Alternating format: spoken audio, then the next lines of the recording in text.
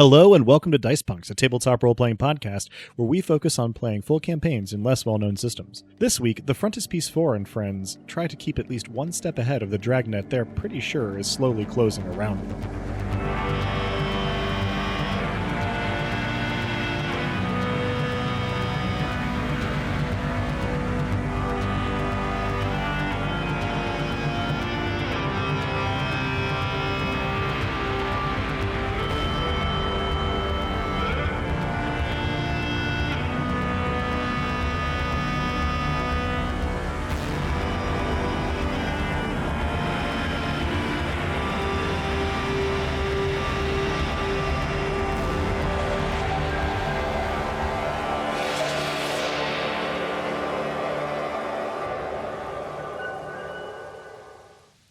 Hello and welcome. I'm Adam, your friendly neighborhood game master, and joining me are...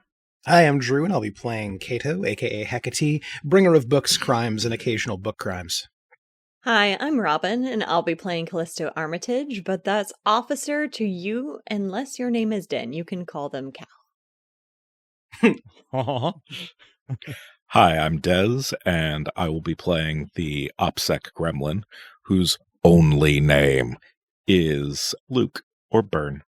Hello, my name is Nick, and I will be playing Ing, a droid operator. Drone operator. He is a droid. I liked him, so I put an Ing on him.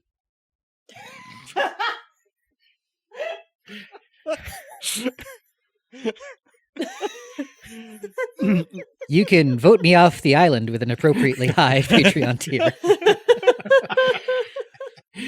I had to do a little dance.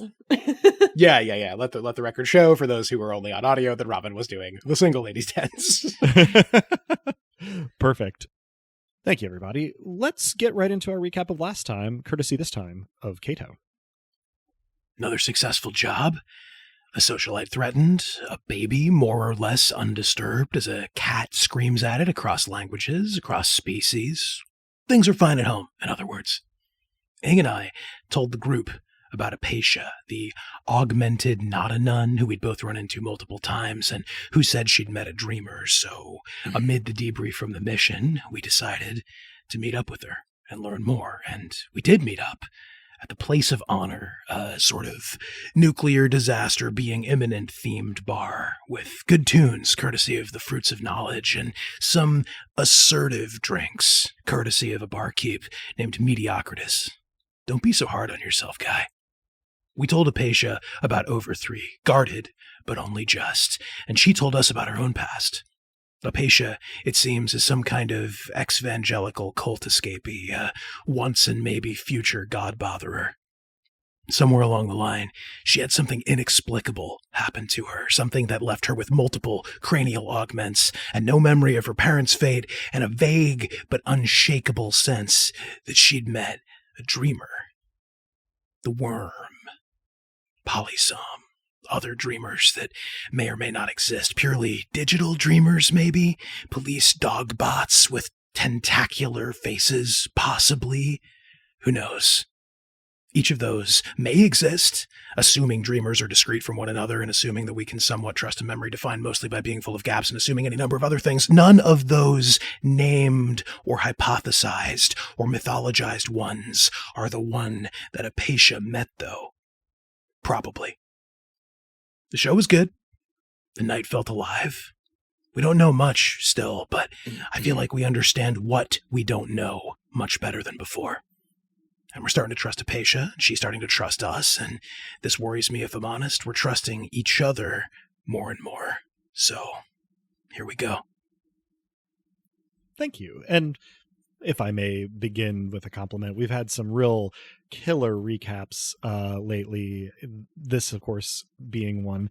But also just, Drew, you're really good at compressing these things while keeping them intelligible. I'm always very impressed by your thank you. Ability to kind of like encapsulate things. That augment is paying for itself. We do pick up, in a sense, right where that recap leaves off, but also it left off at the end of a night. Byrne had already headed out, right after you all finished talking to Apatia. Everybody else stayed for the show, maybe even a little after if you were finishing a drink or something, but eventually the night winds down. And this can lead us to a variety of places. There is nothing pressing on your schedule as Monday night winds to a close. So, the calendar is your oyster, so to speak. What is it that we want to get up to? I am assuming in all of this that most people will be like going to get some rest after leaving the place of honor. But if you had a different idea for Monday night, you can let me know. Otherwise, we can take it in a slightly zoomed out way to, decide and describe what it is that we're doing Tuesday, Wednesday, Thursday, just what our plans going forward are, what our priorities are. Step 1 for Monday night still. Has K&B responded to me?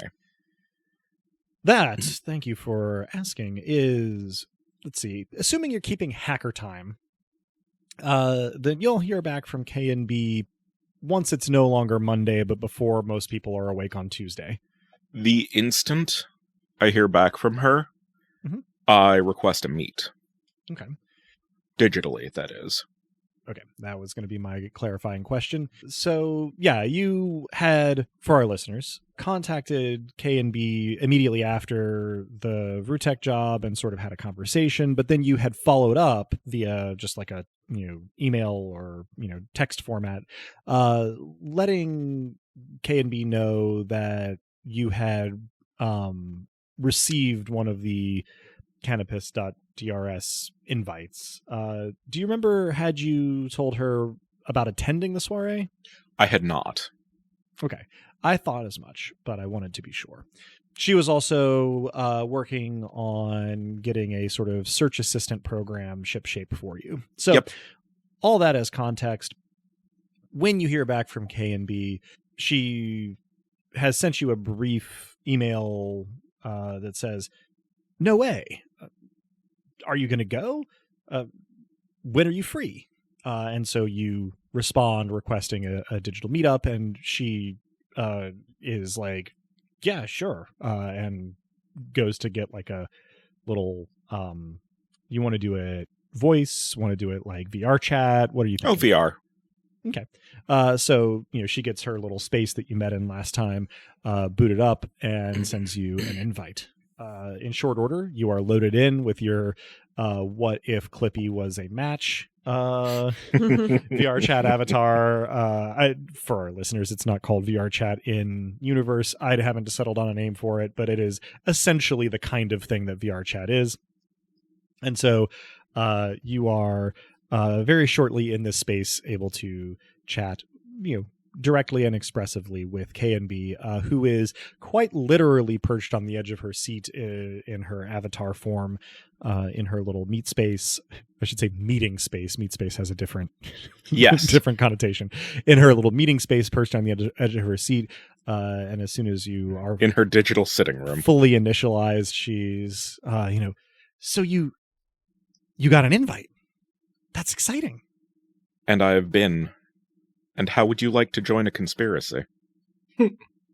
She blinks a few times, rapidly enough that her avatar sort of like glitches around it a little bit, and goes, "Well, I mean, I do like a conspiracy.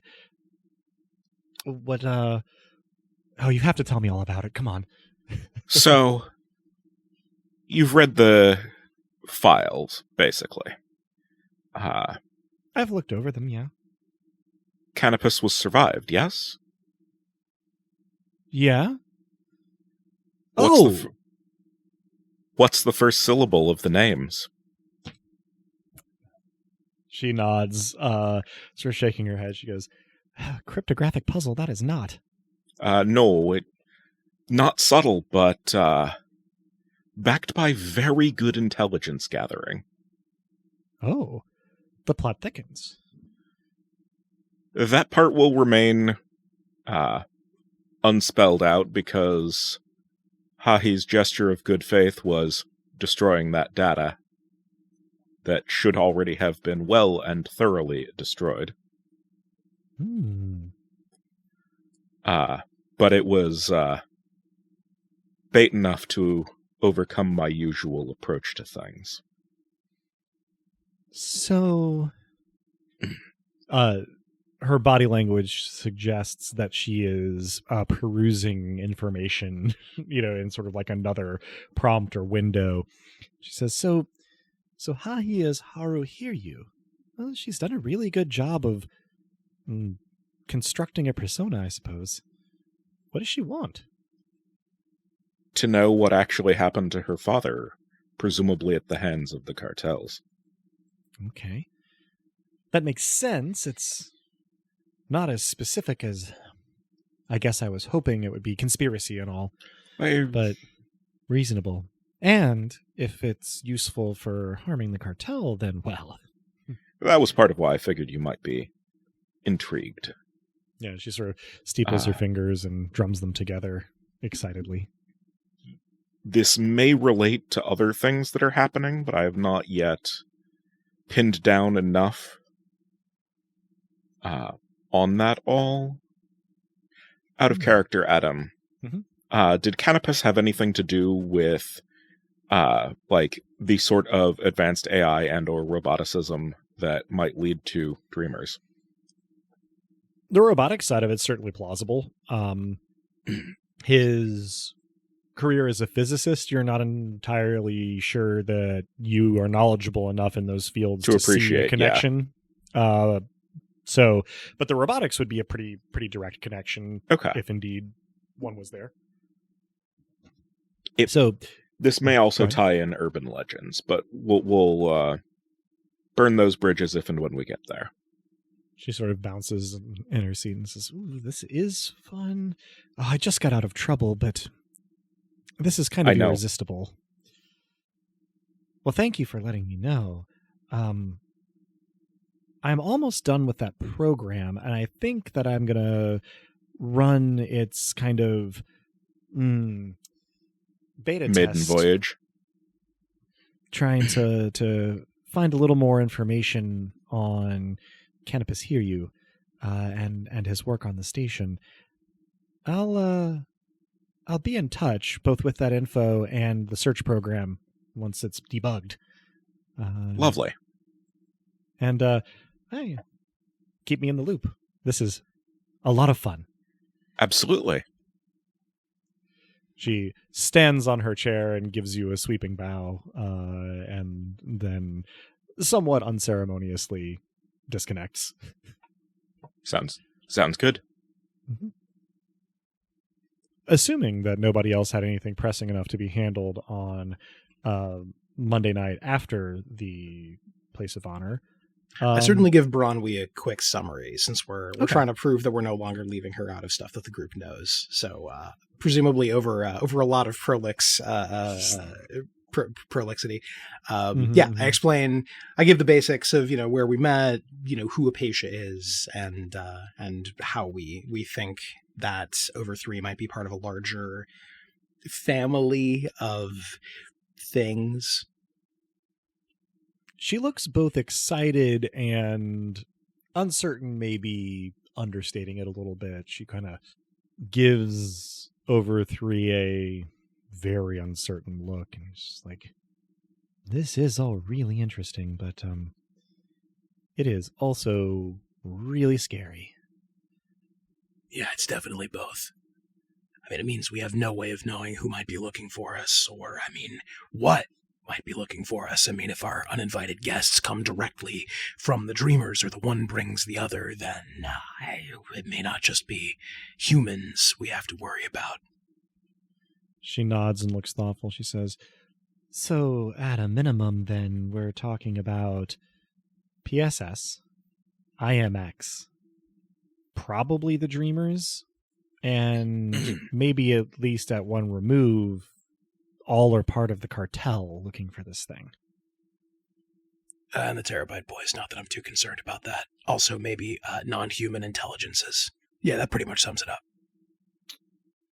I think, then, that it's a reasonable supposition that one or more of those is going to find it eventually, and it would be good for us if it wasn't here when they did. You make a good point, though I must say I don't know where else to take it. She looks thoughtfully at it. She goes, yeah. Well, if I think of any genius alternatives, I'll let you know. But you can't help but feeling that, well, we've been lucky so far. Yeah, that's a solidly dangerous attitude. The optimal outcome would be to get this thing on our side. I mean, now that's a motley crew, but, probably shouldn't hold my breath. How exactly do you respirate? Oh, it's complicated. There's some organic parts. Wait, that was not a serious question, was it? Or was it? If it was, I can actually show you a diagram. She kind of designed it myself. Hesitates for a moment and goes, "Is an idle thought. I am curious, but maybe later when we're not being hunted." Yeah, no, that's fair. That's fair. The short answer is most of the parts work most of the time. She chuckles. It's a fairly good summary of organic life, I suppose. That's true. I can't claim that I've necessarily improved. I've just made things stranger. Well, that's an improvement by certain metrics. I grin.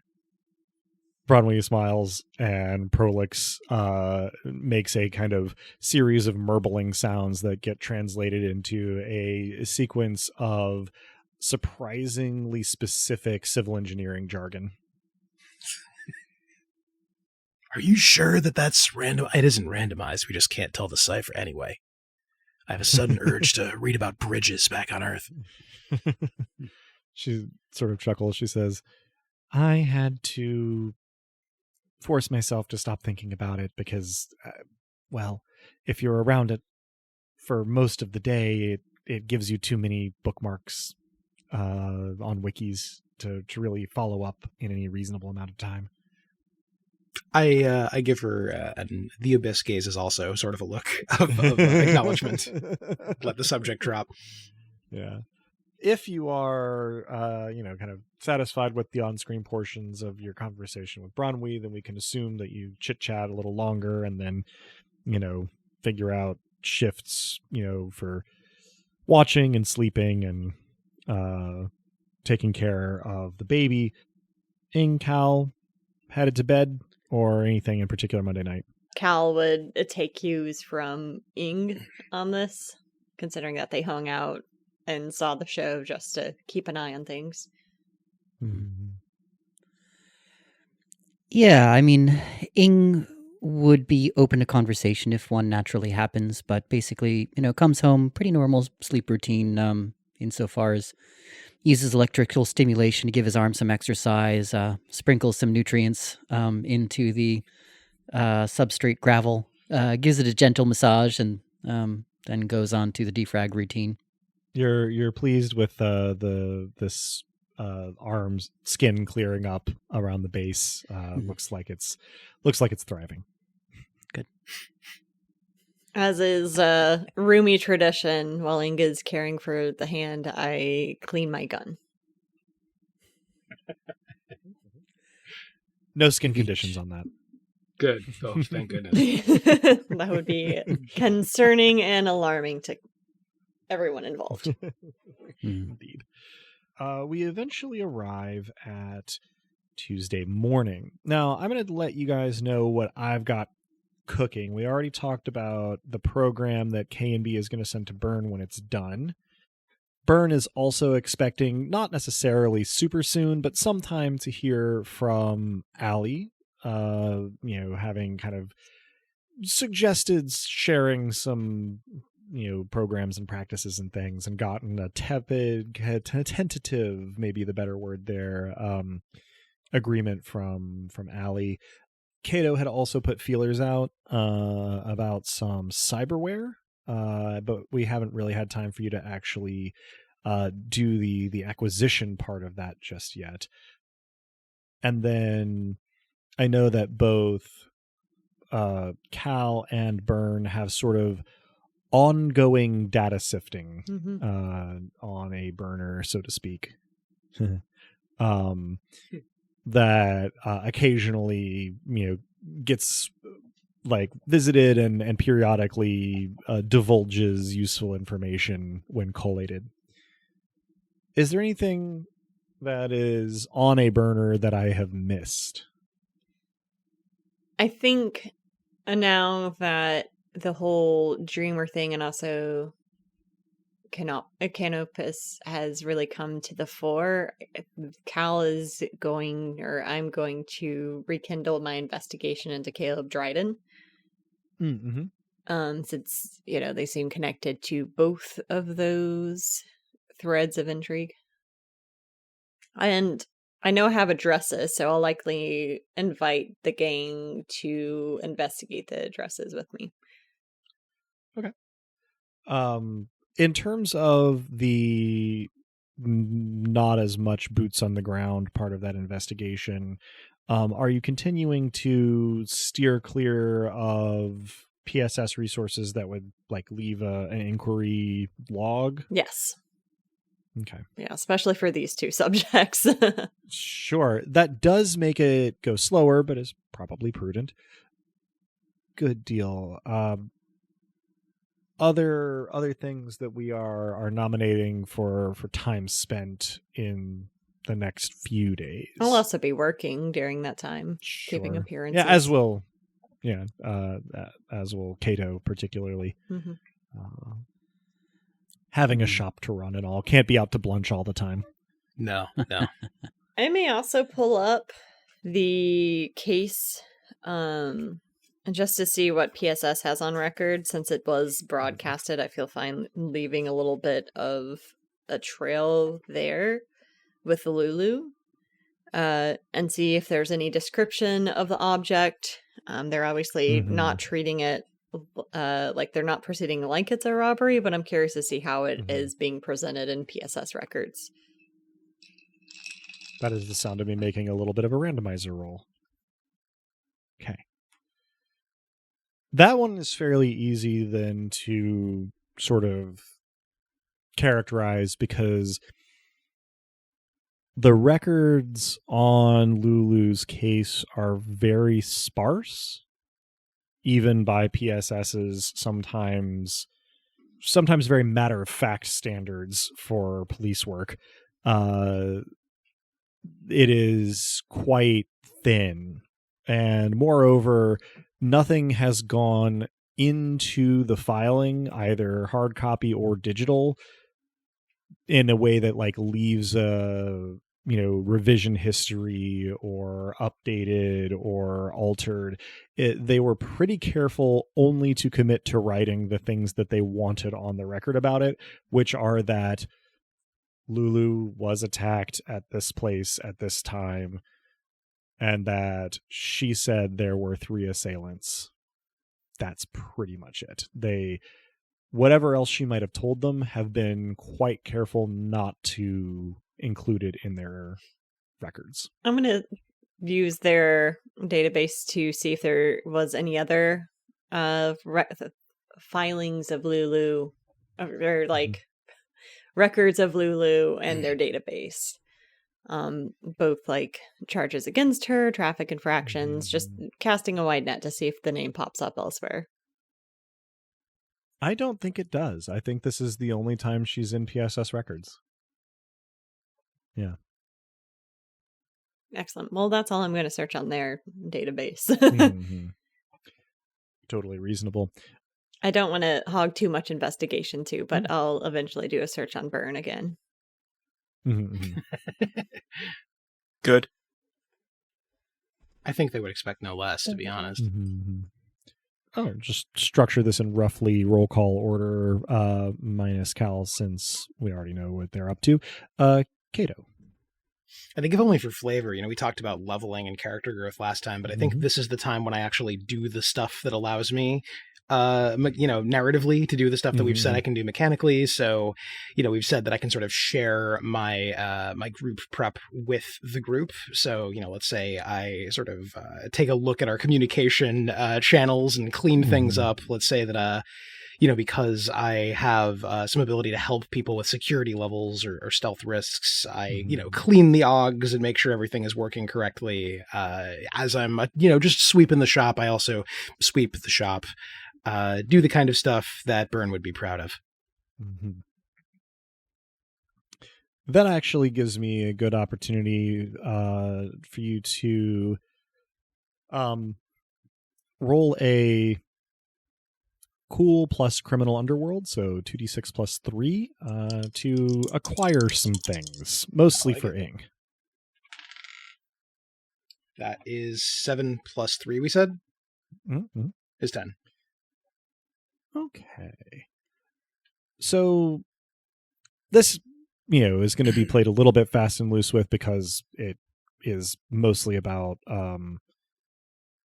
like character advancement. But you had previously been looking for some augments using some of the cash that was burning a hole in your pocket, and we can, if this is okay with you, Nick, sort of fiat that at some point communication in this next little bit takes place between you and Kato about what you might need for your surveillance equipment that you were getting from character advancement. This, of course, then also, as Drew had mentioned, is part and parcel with Kato's license character advancement, because the surveillance equipment is very illegal for private citizens. But it'll, as a background process here, the overall effect would be that Kato, you zero out your cash. You've already spent some on the augment stuff. We're gonna take your other cash away for the bits and pieces that Ing needs. But then at the end of the day, you are able to source what you need, and by the next time we are doing mission stuff, you will have acquired the equipment for Ing's surveillance module, and I believe it was on mic before, but in case it wasn't, the thing that you were looking for in terms of augments was one of the sort of stomach modules usable by androids to present to Ing, so that he could participate in the next time I railroad you all to an eatery or a cafe. Indeed. That's awesome that that's all going well. I think as I'm making the contacts where I do that, the next seed I plant, and expecting nothing to happen right away, is as per my conversation with Bronwyn, I start making overtures about a potential safe house for the baby. I'm subtle about it. I obviously don't mention what it is we're looking to hide, but I contact a few relatively trusted contacts and start seeing if they have space. It is slow going, but you have started. Fair enough. The right time to plant a fruit tree was 10 years ago. Indeed. Let's see. Byrne, other than awaiting information from K&B and Allie, what are you using your time for? I mean, I'm a bit of a hacker for hire, but if nothing else comes of that, then my downtime is spent helping secure further, better, always, never enough, the frontispiece, and also following up on research related to the good ? Officer. Okay. We'll get to those mirrored investigations in a moment. For now, if I could get you to make a roll for me of cool plus... Actually, this is going to be a fun one. Cool plus queer communities. So that'll be a total of plus 2d6 plus 2. That is a 10 on the dice, so 12. Okay.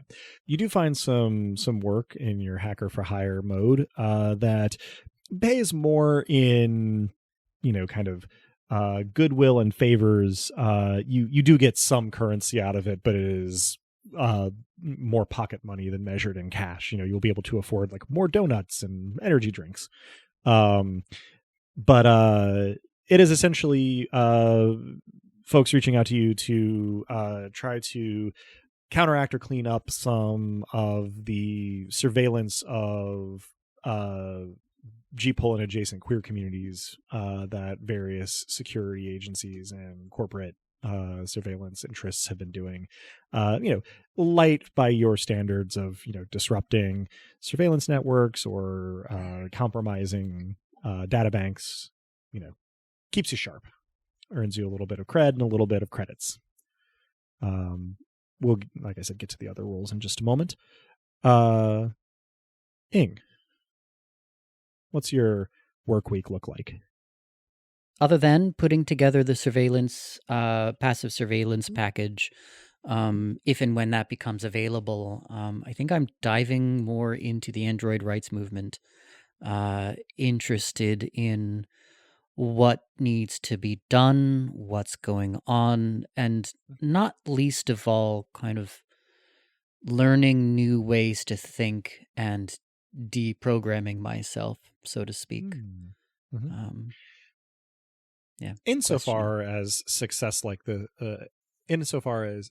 in a thing like this can be measured in a role, do give me a cool plus Android rights movement roll that is, I believe, going to be a total of +5, 2d6 + 5. Okay. Dropped one of the die. That is a 9 + 5. 14. A 14. Very respectable. So most of this is taking place in online spaces, during the work week, which isn't to say that you never speak directly to somebody, either digitally or physically, but it is more of like sort of you getting oriented in what the station's particular Android rights, landscape is.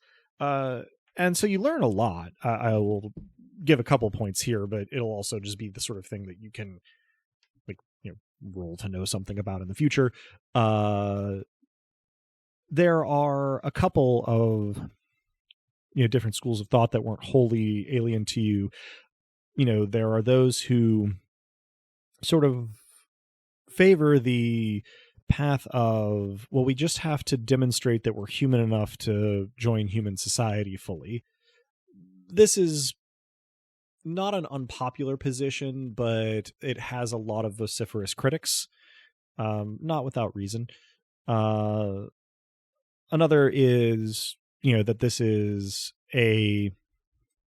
basically like intersectional civil rights issue, and that alliances with organic civil rights causes are not only possible, but very reasonable and desirable. This is sort of the inverse. It is a somewhat less popular position, but not one that people have quite so many problems with. It just seems like a lot of androids on the station have reservations about taking the approach.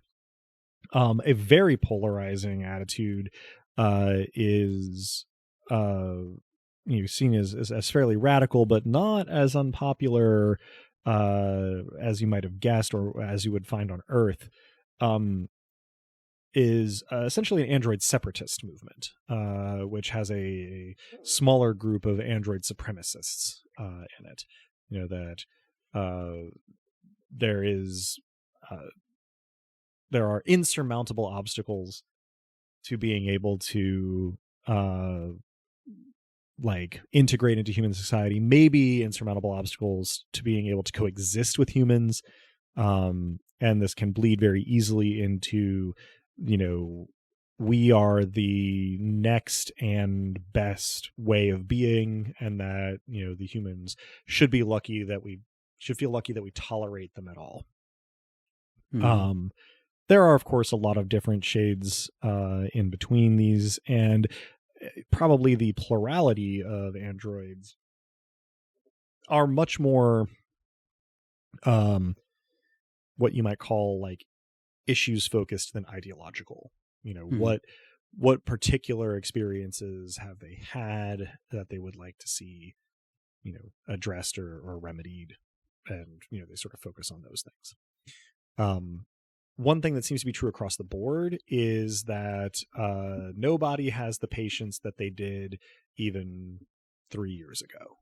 That with Unity and Power this past cycle, things have been getting more tense, have been getting less tolerable, and the seams are starting to give. So there are a lot of androids who have taken up direct action, participating in demonstrations or protests for the first time in the last few years, which sometimes does go hand in hand with the sort of more radical positions. That's kind of the overview. And again, you do make some contacts, mostly again digitally, and those can come into play as necessary. If it comes up, I will say that you do note that your particular sort of interest in and fascination with spirituality is not unheard of, but it is not super common, and it seems to make a fair few people in the Android rights spaces kind of uncomfortable. Not necessarily outright hostility, but sort of uncertainty and discomfiture. Mm-hmm. Thank you. That's useful, and just so that not all of my processing is internal as Ing's would be, I think that this is something that Ing is taking in, understanding. Unfortunately, as an android in general, he's used to being apart and not really feeling comfortable in other people's presence, and vice versa. Like there's not outright hostility, but not comfort either. And so it's unfortunate but not unfamiliar to also have that with other androids for Ing. But all of this, thank you for the background and the different philosophies of thought in the android rights movement, because all of those I think are useful to sift through. And I think that Ing is still I'm still kind of working through which of those, if any, I fall into. And I think that I'm certainly coming from more of an appeasement, let's fit together with humanity standpoint, but finding that fits less and less well. And so searching for, is what I'm looking for in one of the others. And I'm not quite sure of that yet. Mm-hmm. One thing I'll throw on top there is that all of the various positions, both the ones that I mentioned, the ones that were implied, the ones that I didn't get to that are like less significant or popular or interesting, every aspect of the Android rights movement has been shot through to some degree with singularist rhetoric and singularist thinking. It is sort of a background radiation in the Android rights movement that spikes in some communities and drops off in others, but it's sort of like always there. Yeah, absolutely. And that part fits very well. I'd like to have a significant conversation with Cal at some point during downtime, but that can also wait until the end of it or be rearranged. So at this point, I think what we're going to try to hit on are Byrne's and Cal's mutual investigations and the fruit that they may bear. And then that conversation between Ing and Cal, and then we'll be approaching the weekend. That sound like I'm leaving anything out? So I think we'll start with those investigation rolls. Let's get Cal's investigation into Byrne rolled first. That'd be a clever plus investigation for a total of +5. Okay. So 9 + 5, 14. 14. Hate that for me. So you've been turning up not a whole lot in your investigations so far. It's not like there's no mention of Luke Byrne, but it is pretty much just like the record of an ID and like university enrollments, stuff that's not particularly useful. What you are able to unearth at this stage, having continued to, kind of investigate and also starting to sort of like get a fuller picture with the very workaday information that you do have, is that this alias doesn't go back very far. You had taken it for an alias, just knowing what you do about Byrne, but it's not actually been in use for all that long. It's only circumstantial when you put it together. You're able, though, to hypothesize that at least some of what you're seeing here is fabricated, not just in terms of it being an alias, but in terms of there being like backdated entries. Because there are the things that like conform to your understanding of what Byrne gets up to that sort of start pinging relatively recently. And then further back, there are sort of what you come to think of as breadcrumbs, but they are entirely pro forma incidents. There aren't, for instance, like the kinds of records associated with charging or billing the station's healthcare system for pediatric care that would show up for most people anonymized to a large degree, just that it happened, no medical records, but no evidence from your cop site of it being a used ID as far back as it seems to want you to believe that it goes. You don't have a solid guess just yet about how long Byrne has actually been on the station, but you would put decent odds on it being less time than they'd want anybody looking into them to believe. Thanks. Mm-hmm. And it's a start at any rate. Turning the tables. Let's get a roll from Byrne to investigate Cal. I do picture there being an old Adam West Batman transition here. I imagine this is like split screen. Oh yeah, we could do like an Ocean's 11 with it too. Yeah, we could do that kind of thing. The sizes of the frames keep encroaching on each other. Yeah. This is the wrong character sheet. I was like, wait a minute, these aren't Byrne's skills. And I haven't given you the updated version, so my hacking total is currently 4 from the generic and the action. Good to know. So yeah, you will be rolling at a tremendous +7. And I rolled a 9, so that is a 16. So you continue to meet with a pretty heaping helping of success, but of course the actual bottleneck in all of this is your ability to, with your human eyes and brain, sort through the information and keep your focus on some of the most stultifyingly boring records that you've ever seen in your entire life. Which is kind of saying something, because you read through the canopus.drs directory.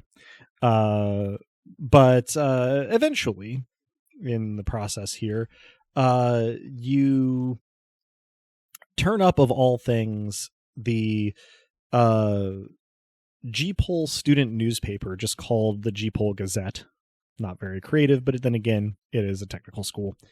And it is an article, relatively brief, but reasonably informative in accidental ways.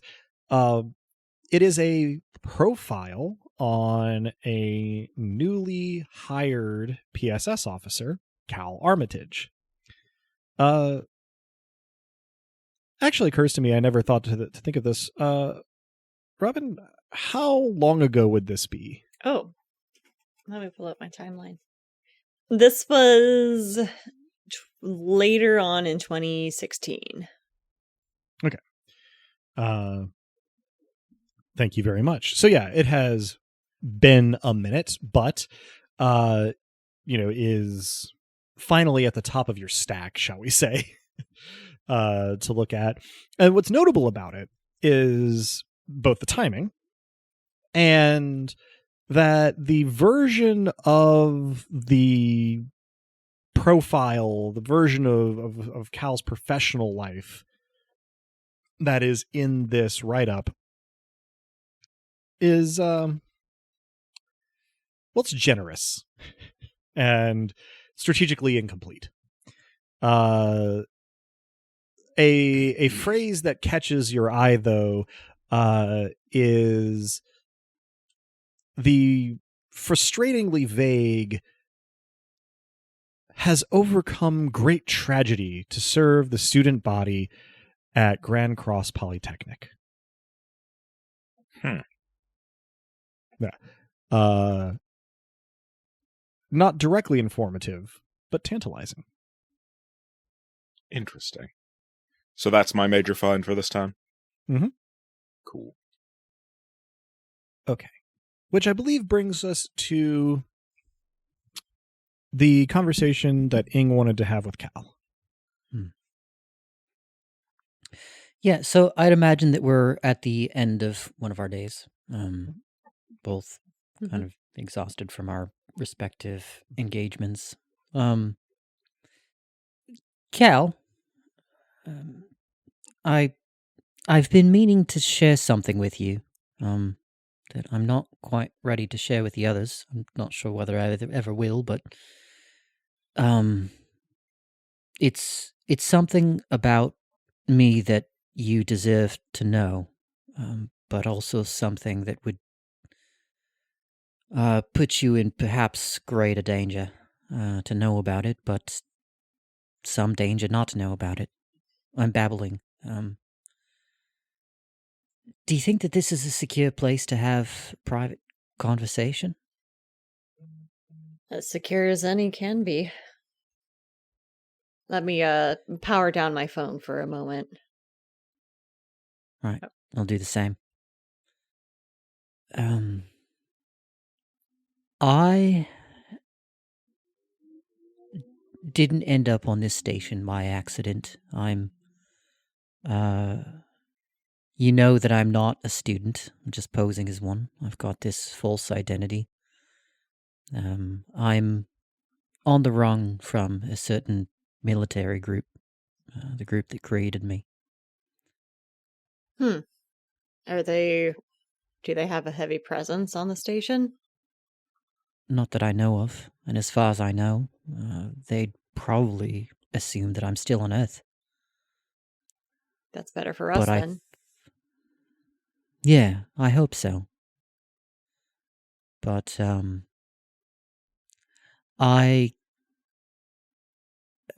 God, this isn't easy for me to say, let alone think about, but,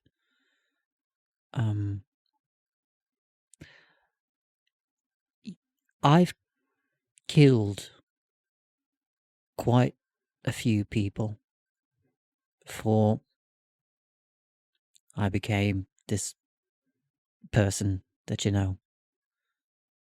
I've tried to put that life behind me, which is the reason that I fled. But you deserve to know who you're living with. We've all done things we regret. What you did back then does not define you. What you choose to do with what you learn does. Or at least I hope it does, for both of us. Ing's expression, my expression, is blank. Which androids are uniquely capable of at times, I suppose. My expression is that distinct, almost parental expression of not being sure what their kid is about ready to tell them, but trying to respond to it appropriately and not being sure if they nailed it.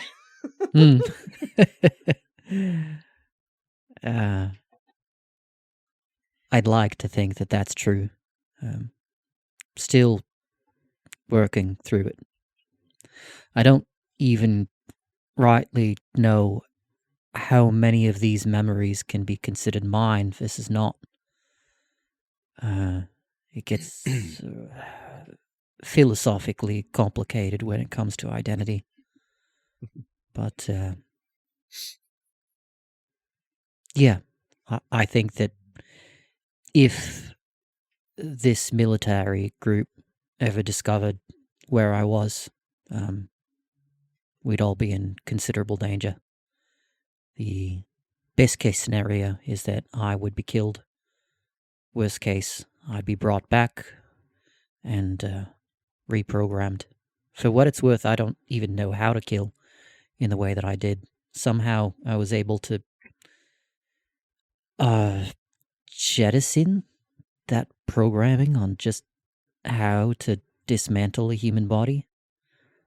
It's not common for my kind any more than it is yours. But it doesn't mean that I don't remember having done so. I don't think any of those outcomes would happen. If they show up and I catch wind of it, I would not let those outcomes happen. Yeah, that's part of the reason that I haven't told you up until now. You're good at protecting people, and I don't want you to have to protect me. Not when the cost is so high. It's a If cost. push comes to shove, live. I would ask the same of you if some of my dirt was ever churned up in the waters, but I don't think you would. Entanglement is a tricky thing. It is. We choose what we pay, however high the cost. There's some comfort in that. Thank you for being willing to listen. I don't know that there's more that I'm ready to share right now, but that's the gist of it. That's if you all right. have any questions, then feel free to. You can ask. If anything, I feel compelled to just welcome you to the club. Having secrets is part of being human. Yeah. And like I said, maybe, keeping it between us for the time being. It's not like I don't trust the others. It's just that there's more limits to that. Byrne is too scared, I think, down deep to be trusted not to do something unexpected if cornered. And Cato? Very good bloke, but I don't think that we're there yet. I won't tell a soul. I won't leave this room. They're good kids. Thanks. But it's not my business to share. And if, for whatever reason, I'm not around to help you out, there's a safe in the back of my closet. Code word is Icarus. I'll give you all the info you need. Thank you. I hope that it'll never come to that. You and I both, but I think our secrets may, I don't want to say pale. I don't know the full extent of yours, but whatever we're dealing with these dreamers seems like it's the more likely thing to cause us problems in the immediate future. And meanwhile, we could both keep an eye over our shoulder and alert the other if something comes up. That sounds good. Thank you.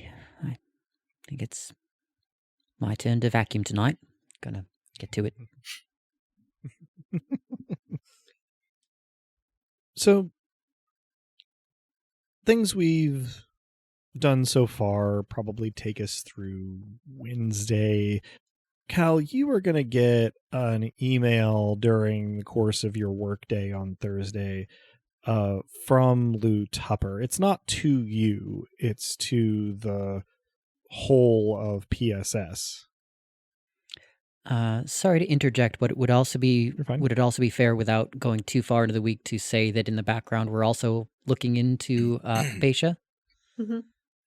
Okay. That I would would be hope so. fine. Yeah, that was certainly on the docket from last time. I can take some rolls in just a moment for that. I suppose we'll see how we want to approach that shortly. So, Cal, you'll get an email that Lou Tupper has sent to all active PSS employees. And it's terse in Lou Tupper's usual style. You know from watching him that he hunts and pecks with two fingers on a keyboard. So he does not particularly get verbose in his messages most of the time. And it just says, "Attention PSS officers. I've got word that there's some self-styled delusional maniac Robin Hood kind of fellow out there attacked a couple of Goliath's personnel in broad daylight. There's a couple of blurry security images. They use holographic projection armor, so we don't have an ID. But they've been identified as this. The pronunciation of this would be Revenant, but it would be R3 instead of RE. So this Revenant whack job that's been with Bacon seems like they've gone rogue. Put one of them in the hospital. Be on the lookout. Take care of each other." One of the images is attached, and it shows a relatively large frame of a person, obscured fairly effectively by holographic projection armor, resembling either like a very aesthetic android frame or maybe a statue. It's not very clear image. And the person in the holographic projection armor is posed with a like beanbag gun, sort of aimed off frame in the image that Tupper has attached. Cal would know this. I don't. Who's Goliath? Goliath, good question. Is, guess the best way to think of it would be like a PMC, or like a private military contractor associated with the cartel. They provide personnel for law enforcement and security sometimes, where Ogremok does a lot of the like tools and technology and some of the personnel. Goliath is at this point kind of the paramilitary arm of the cartel. They are not quite a private army, but their reputation is closing in on that. The cream of the rent-a-cop crop. Yeah, a way I typically think of it is Hideo Kojima would make 3 games about these guys.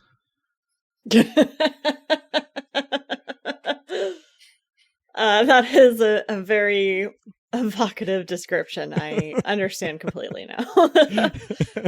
Tactical guys. Yeah. They are not well liked, even for cop and security type folks.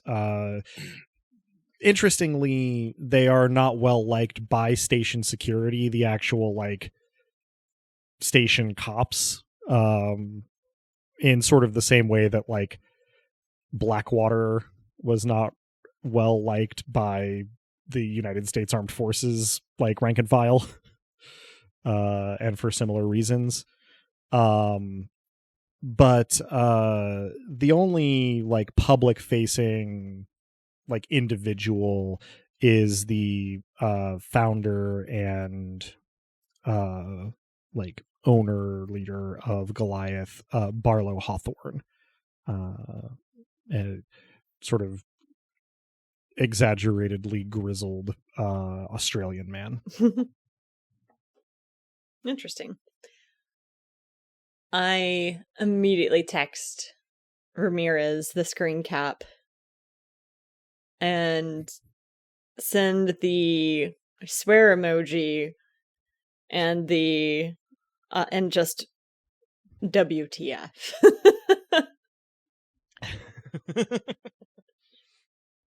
Ramirez responds not quite instantly, but very quickly, with a series of colorful, folksy swears that mix English and a little bit of Spanish in a way that you're not especially well equipped to follow. And the content-bearing portion of the message is just the word copycat ? I send back just to keep an eye out. He sends back the thumbs up emoji and the saluting emoji. So bacon is stuff, just to refresh my memory on how it works. Mm-hmm. Yep. It typically is targeting like security types. Yeah, it or it's will a group on list... Hunter, or is it's a separate app from Hunter? It's a separate app. It's modeled on Hunter. Okay. It uses similar architecture. Hunter is primarily bail bond bounties posted by either station security or private contractors for station security.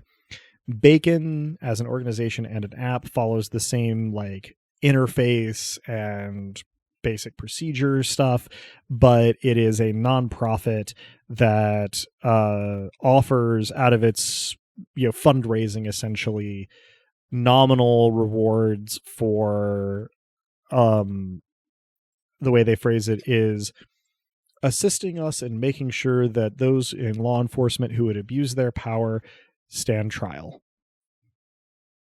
Got it. I will open Bacon and see if there's any record of these Goliath individuals being on there. Not only is there no record of this recent, seems like a pair of Goliath employees that were targeted here, you don't think you've ever seen somebody working directly for Goliath on Bacon. Which isn't to say that their record is squeaky clean. It is not. If you had to guess, it is that Bacon has some either practical or political reason for avoiding butting heads directly with Goliath. Okay. Interesting.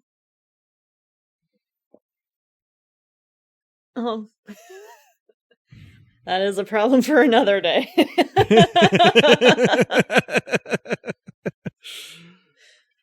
Very fair. With that in mind, then, we're going to start the Apatia investigation stuff with Ing. If you would, I believe in this case it's going to be roll just a clever, so that's going to be 2d6 plus 3. Good roll. 9 plus 3 is 12. Okay. Nice. It is easy with the contact information that you have to find a lot of Apatia's online activity. She is the opposite of secretive. Her presence on the station's sort of main kind of internet hotspots and social media platforms and things is consistent with the story she told you about, sort of coming up young, then being in, sort of foster care, ward of the state type situations, and doing investigations and inquiries into spirituality and dreamers. A lot of her posts are at least tangentially related to those things. And I guess an interesting thing that you turn up is that she has profiles on most of the like dating sites and apps that are at least geared toward the inclusion of femme people. Not all of them have been rigorously maintained or updated, nor is it possible to see how active she might be. But it looks like she pretty much created an almost full suite, an almost complete Pokedex of dating profiles all around the same time. I guess that would be I've lived that. 3-ish years ago. All right. Otherwise, actually, I'm going to do a little bit of a randomization roll real quick to see if you get anything else here. Let's see. This is quite low. You do find an interestingly tantalizing little thing. There are a number of deleted posts from a deactivated account on Rumbler that the majority of these posts have been scrubbed. They were moderated away. But the ones from this deactivated profile that remain suggest that about 2 years ago, somebody created this account for the sole purpose of like Apatia hate. This is a supposition on your part because the majority of what's here, and there isn't a lot, is deleted by moderators, but that is the impression that you get. All right. Certainly pass along these findings to my companions to see if they can take things a bit further. Anybody else wishing to devote any time to looking into Apatia? I will, on non-PSS outlets. Sure. So go ahead and roll your clever plus investigation, which is +5. That was a terrible roll. Just rolled 5, so +5 is 10. Okay. You do actually come up with a little bit of background that corroborates the sort of immigration and orphan parts of her story. She arrived in like within the first calendar year of like non-builder, non-officials coming to the station. So was here pretty early on as a child, and she, I mean, didn't have the worst time imaginable from what you can tell in care of the state and in foster care. It was, early on, that wasn't a huge system yet, and it's easy to forget, but prior to the last election cycle, Grand Cross had a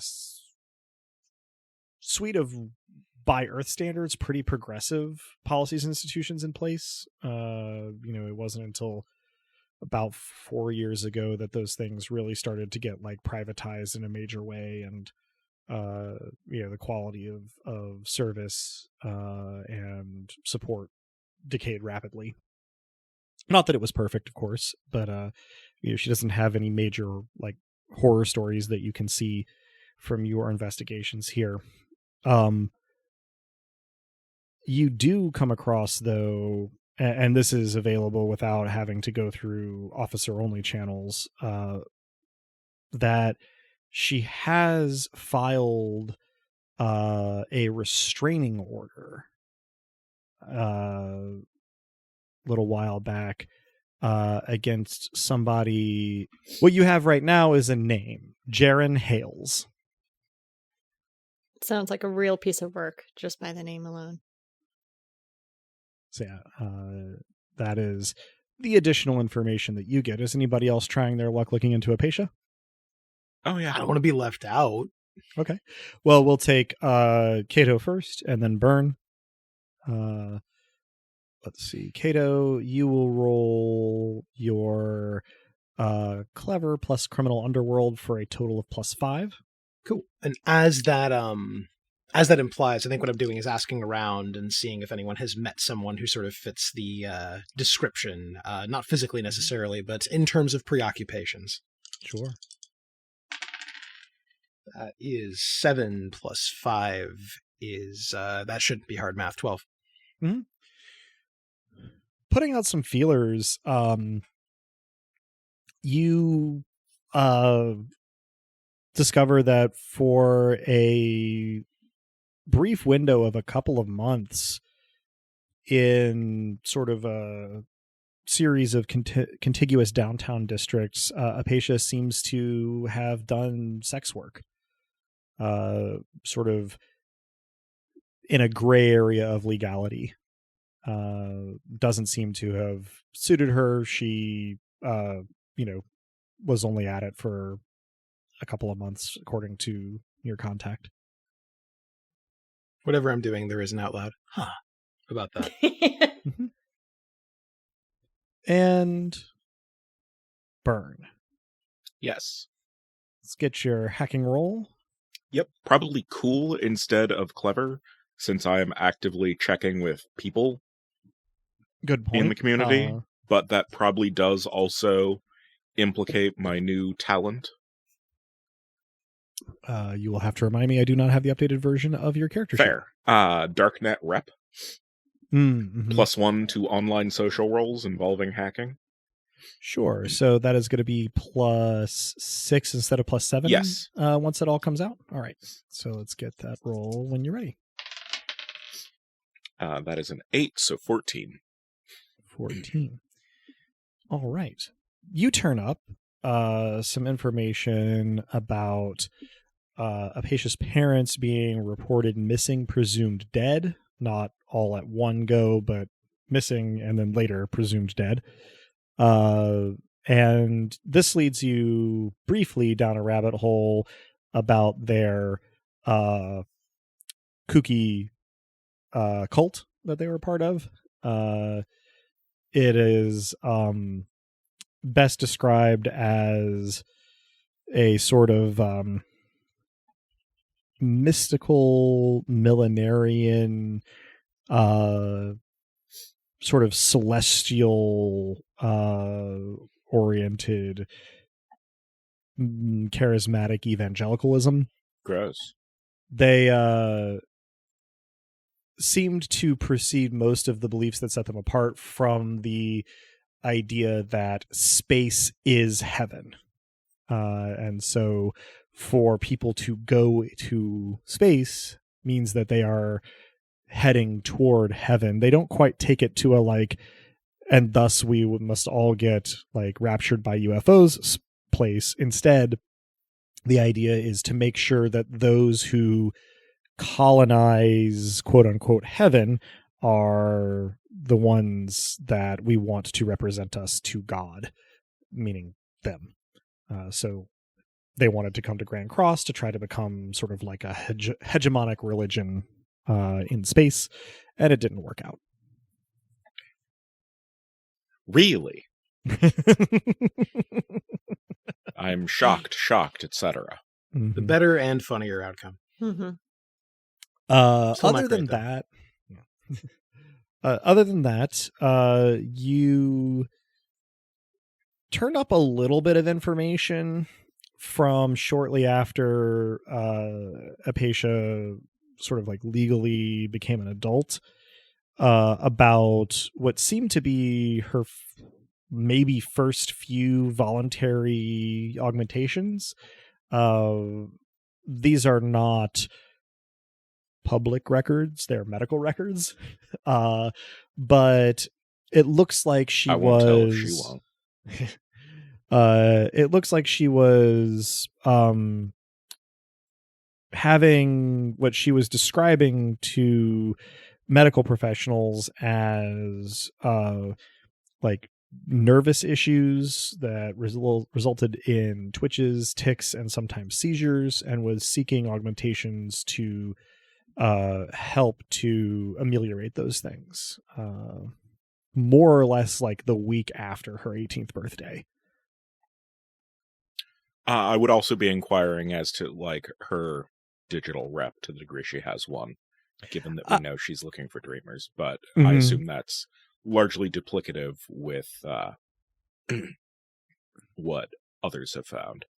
Yeah, I think I've touched on most of it. I guess I would put in there that depending on how amenable one is to her particular viewpoints, philosophically, theologically, spiritually, she seems to either be seen as a useful, if kooky, spokesperson, somebody who's not afraid to sort of like get into it, sometimes at length and in detail, and alternatively a self-important scold, and somebody who has no right being as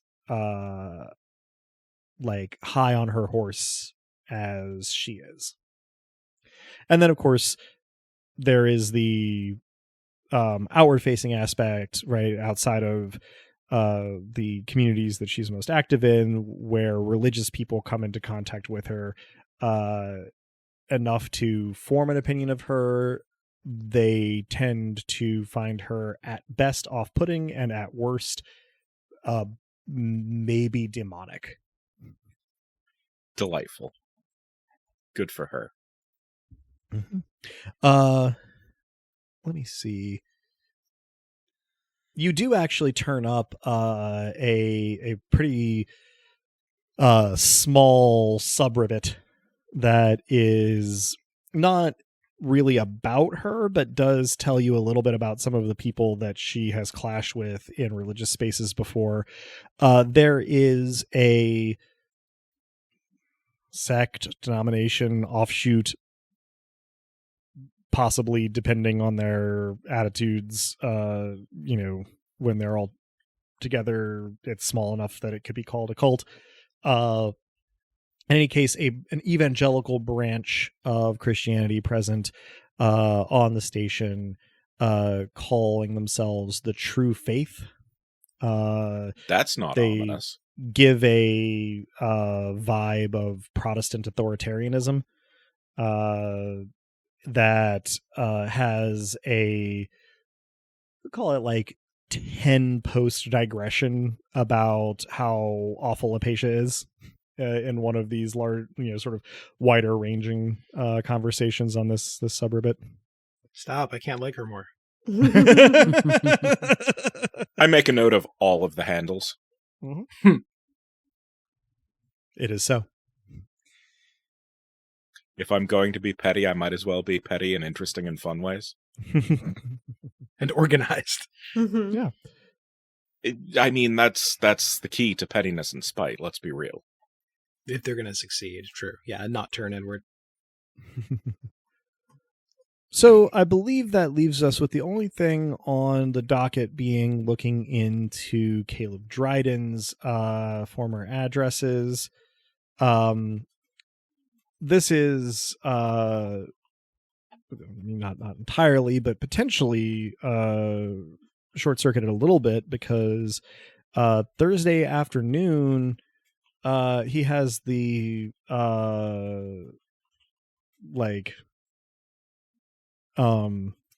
bad tabletop RPG session manners to show back up at the frontispiece as he once claimed he might. Oh, we love when things are just happen. Yeah, well, I mean, he had said he would be back, Mm-hmm. and it had been a minute, and so, Wasn't an empty threat. Yeah, Caleb Yeah, Ex Machina. Get in here, buddy. So probably nobody else is particularly proximate, although Byrne is presumably in the back, doing yes. his hackery things. When Kato, you are the shopkeep as ever. It's slowed down after the sort of beginning of spring semester rush, and you're operating more as a bookstore than a textbook supplier, in the intervening bits here, until like book buyback season comes around. And so you're having a slow day doing a couple of the little tasks that keep a business running, when you hear the door chime and you look up, and there he is, alias Canopus himself, and he has come into the door and it has shut behind him, and he is standing there with his hands in his pockets, glancing around as though he suspects that he will be assaulted at any moment. I mean, it's not impossible. I quickly, before I interact with him, assuming I'm behind the counter, I rattle off a quick message to the group. I just say, "Canopus cometh." I'm going to head in that direction. Okay. You receive a text from me saying en route. Part of I'm me assuming- really wants to lock the doors, but we're not there yet. Your finger is hovering over the button. Uh-huh. Well, I greet him. I say, "Hey, welcome back." He sort of looks side to side and looks at you and says, yes, I'm back. Thank you for the welcome. Have you seen more of the truth since last we saw one talked? It depends on what you mean by the truth. I mean, I feel like I'm seeing the truth all the time, more truth than I can handle, really, but mixed in with all sorts of other stuff. Sorting the wheat from the chaff, that's the challenge, He nods morosely, very serious, says, "They are always trying to confuse matters, aren't they? Are we private? Can we talk freely?" We can. Would you like me to lock the door? He glances at the door, looks around the room, and kind of dithers, and then leans his back against the door and says, "I think I have it taken care of." All right. So He loses cell phone service. he does not Whether he notice. notices or not, yeah. Yep. I pulled 2 chairs out from behind the counter. I put one where he could sit down on it and indeed lean it against the door if he really wants to, and I sit in the other. He glances at the chair, watches you sit down, nods, but stays leaning against the door. He says, "What have you learned?" Point of order question. Mhm. What is the truth that he thinks that we're after? Or that he wants us to be after, or whatever? Or has that been explained? It seems that he believes it has been explained. Cute. Well, I know that something bigger is occurring, that we are not alone. So this is a good time for, and I feel like I should apologize, but it's really not my fault. Says Kato, the GM. roll a cool, please. which is Why just wasn't I 2d6 cooler? flat. This is exactly like real. This is exactly like real life. I didn't lock in being cooler at character creation, and I pay for it every day. All right. Look, you run a bookstore. You're not exactly like oozing cool. It's not exactly like real life, but it's closer than maybe. Yeah, that's my own fault. Okay. That's a 7. Okay. He regards you evenly. To be clear, we're alone, but we're not alone. He nods slowly, narrowing his eyes. He says, I had hoped you had gotten further, but I suppose it is as ever up to me to show others the way. He sort of looks at one of your bookshelves as though considering it, and then turns back to you and he says, They're a threat. They're a threat to the station and to the forces that keep the station online. And the misinformation, well, it's hard to tell exactly who might be spreading it, but they don't have our best interests at heart. They're trying to keep the truth disguised in the noise. You haven't fallen for the noise, have you? I tend not to. But what misinformation? What have I been told that isn't true? He goes through his sort of caution cycle again, where he sort of like looks around as though something will have changed in the next little bit, previous little bit there. He changes tack.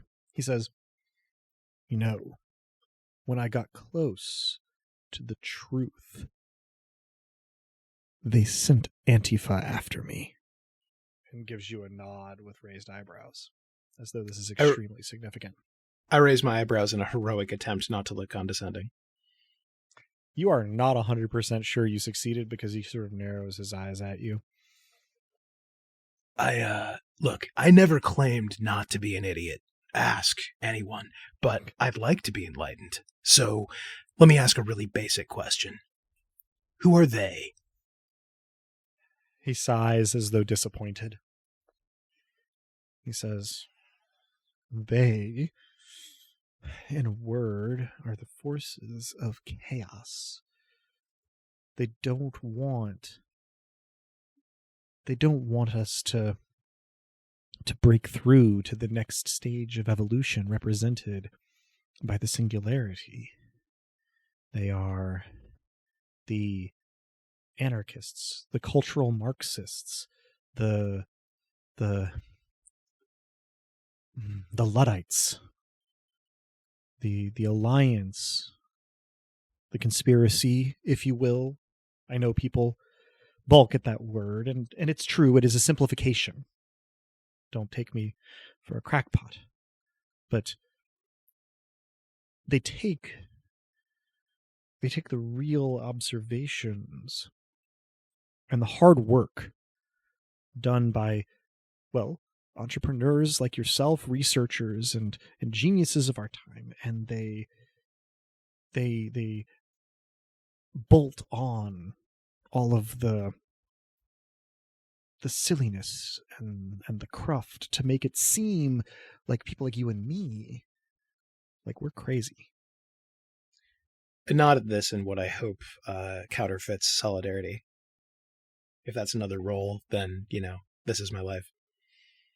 To assist in that role, sorry, not sorry, you get a text notification of, so the cartel. So I'm still using your previous cool role here for this interaction. That said, at around about this time, Cal, Ing, you're not that far away. It's not that big a district, and presumably you are hustling somewhat. You approach the frontispiece from different directions, presumably, and at slightly different times, but both of you are closing in. Would I know of a back entrance at this point? Oh, sure. Yeah, you've used it in the past a few episodes even. Typically, when coming back to the frontispiece and it has not been open for business, there is what is essentially like a loading entrance that is honestly pretty secure most of the time, but given that somebody is always in the back to watch over the baby, it is reasonably easy to gain entrance if you're supposed I to be would there. have alerted you to the preferability of it. Yeah, I am. Sure thing. It's possible that Gorrister wouldn't be able to find the front door if we asked him to. So, Yeah. There's a back door. True. And I guess it's worth noting, in case it was merely implied, that Gorrister is in the back room currently. This is his normal work hours, so he is like there. Yeah, I definitely Though use unaware. Sure. Unaware, as is also normal, of whatever is going on in the front of the frontispiece. Exactly. Unaware and probably uninterested. So yeah, Love that guy. staggered arrivals, but Cal and Ing will arrive into the back area while this conversation takes place. Meanwhile, in the front of the frontispiece, in the front of the piece, if you will, The frontist piece. the frontispiece. much better. Well done. You have been trying as hard as you can, Kato, to sort of be, matching Caleb's vibe here. It's becoming clear that he's not totally convinced that he is, shall we say, lacking in social grace, but not totally oblivious. Sure. So he has crossed his arms and says, I can tell that you doubt that I've dreamed the dream. Well, go on. What is it that you think is going on here? In complete honesty, I think the same thing that's usually going on is going on. I think it's easy to think of conspiracies, but all of the worst things are happening right in front of us, and people simply choose not to see them. He narrows his eyes and nods slowly in a way that implies that you're sort of on probation in this conversation. He says, As if we were the one approaching him. oh yes. He's being very generous with his valuable time here. Mm-hmm. Clearly. He says, while we're operating in complete honesty then, what was your introduction to the dream? If you lie, I'll know. I know more than you can imagine. Settles back against the door. I was no more than a block and a half away when the dream awoke. And I could tell it was a unique presence. Absence? Something other than us, but undeniable. I have good news for you, Kato. The roll you need to make now is a clever roll, so +2 instead of +0. What I lack in coolness, which is a lot. That is 10 plus 2, so 12. Okay. Adam, Yes. if I can do this without interrupting the flow of the conversation, can I compromise his device and, get access to its contents? That is an excellent question. That is answerable by a hacking roll. Excellent. So with +7, that is a 16 total. Okay. So you do gain access to his device. You are somewhat surprised by the level and sophistication of the countermeasures that he has in place on it. But Should I also roll ghosting to be doing it covertly? Yeah, let's go ahead and get a ghosting roll preemptively. Same number, so Mm-hmm. that is only a 14. Okay. You believe that you have not tripped anything here. You seem to have a full suite of countermeasures. What's interesting here is that this is not the defense's of a hacker or of somebody who employed one. This is pretty close to a somewhat outdated but fairly complete corporate security suite, the type of thing they would put on like a, maybe not C-suite, but like management person's mobile device. It is somewhere between 18 and 24 months out of date. Fascinating. Are there any like tells as to what corp it might be? The software itself was designed and distributed by an Earthside corporation that you are familiar enough with. But more interestingly is that the distribution is licensed to Archon Assets, which handles a tremendous amount of the banking and investment, and a not inconsiderable amount of the insurance on Grand Cross. Fascinating. We can get to precisely what information you gain access to through this a little bit later. In the meantime, Cato, you have regained Caleb's more unvarnished attention with your recounting there. And he sort of nods. He says, yes. Can you believe that those imbeciles tried to auction off an embryonic god? What they fools. Tried to. That's what happened. How did they come by an embryonic god? Do you have any idea? The idiots. The absolute unmitigated fucking idiots. He says, I have developed some contacts. Very, very anonymous, very careful. I'm sure you understand, but they were alerted. An auction needs buyers, so the word went out. And I was looped in. As best I can tell, and I must stress that this is a theory, but it is a theory consistent with the evidence as it exists.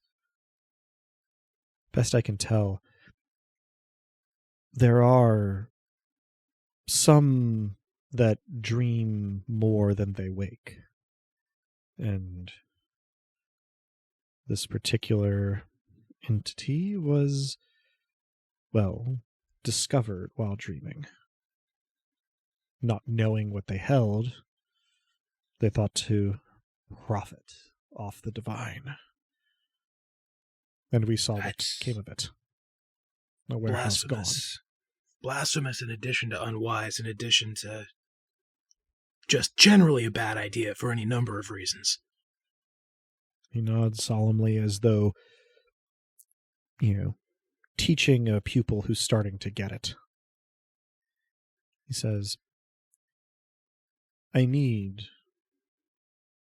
eyes on the ground. I need, if I'm to discover what the singularity needs from us to come into being, I must have more than what I am capable of finding on my own. Can I count on you? I'm honored. I'm humbled. We're still doing complete honesty, right? I'm also worried. He quirks an eyebrow, which is kind of out of character for him. He doesn't look comfortable doing it, but you think he's probably seen it in TV and sort of figures that this is the appropriate thing at this point.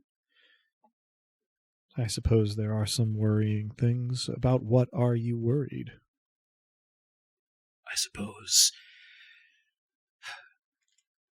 Well, gods. To be in the presence of them, I don't know the protocol. You can see the future more clearly than I can, but we're not in the future. Not yet, so I am worried because I want to make things better, not worse. I don't want to fumble into a catastrophe like the rampant fools were describing. He nods slowly, says, No, I understand, but what I need you to understand is that the only way things get better is if the dreamers wake successfully. Our job is to shepherd them through the vulnerable period so that they can take us forward. All right. I'll be your eyes. He nods, says, if you need to reach me. And he drops something on the floor, slip of paper, and kind of kicks it with a toe towards you, but it only goes about 6 inches towards you, and it's just kind of on the floor. I probably have to bend less awkwardly than he would intend as a power move, since one of my arms is real long. But I do retrieve it with the work suite arm. He says, be careful what you communicate, obviously. Nothing is truly secure, but keep me apprised and we will see it done. Yes, Nick.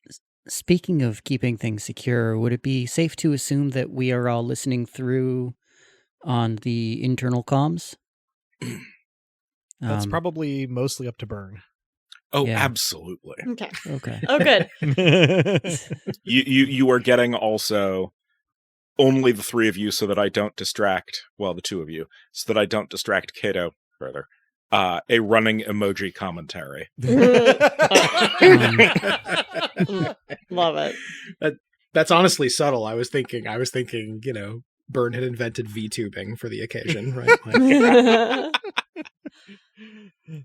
Cal? So knowing that I'm being kept up in this conversation, I do send a message to Kato, ask him what the correlation is between Canopus and the Dreamers. I also send him a message, just in case he follows up one, the other, or neither, or both. Ask him what he would have done if he won the auction. Do you have one more moment? Just a few questions. He seems gratified by your interest and a little nervous because Kato is now Columbo. One more thing. Colum-Kato. In any case, Columbo. he seems uncomfortable, not so much with the length of the conversation as a security thing, but so much as just an extended conversation doesn't seem to be a comfortable place for him. But he graciously nods. Yes, go ahead. Well, two things, I suppose. You knew about the auction. What if you had infiltrated it? And what if you, as a means to an end, of course, had won? What would you have done? He looks a little bit taken aback and he says, well, I mean, of course would never have done any such thing, but I suppose if I had come I hold up my hands in the universal gesture of, this is purely a hypothetical, we're doing bongs and bullshit at 3 a.m., I would never accuse you. And he says, but I suppose if I had come into contact with the waking one, well, I have channels through which I'd have tried to blow the lid off of it, as it were, go public. Alert the singularist movement, if nothing else, to its presence and its nature. Wake up the sleeping majority of the population to our plight and our opportunity would be my hope, at least. But all of that assumes, of course, that no instructions from the Waking One were forthcoming. Which, of course, I would honor to the best of my ability. Too many of the singularists to sleep a dreamless sleep for now. He makes a sort of nod that signals to you that he maybe is not 100% sure what you meant. No, that's helpful. Thank you. I've been trying to understand what I experienced, and you've been very generous. but as I tried to figure it out, I ran into dead ends. I kept running into the name Cannabis, but not being sure what that had to do with the dream. He considers for a moment.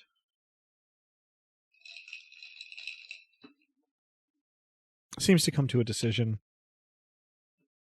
And he says, I've taken my alias from, well, someone that I have reason to believe helped usher the Dreaming Ones into the world. Unfortunately, it seems that his efforts didn't go unnoticed and did go unappreciated, and I think the regressive elements that I mentioned earlier saw him as a threat.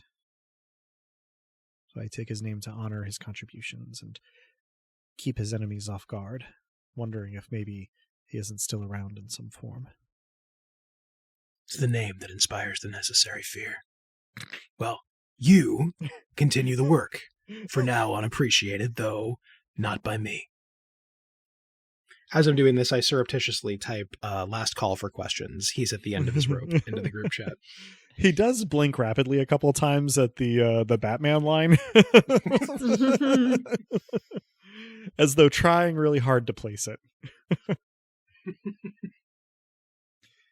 After a couple moments, though, he sort of shakes his head and he nods and he says, right, well, I'm glad that I could be of some help, and I hope that you can be of some help in the future. It's time I got going. I try not to stay in one place for too long. Have a good day. And he, kind of awkwardly turns around in the small space he's left himself in front of the door to get it to open.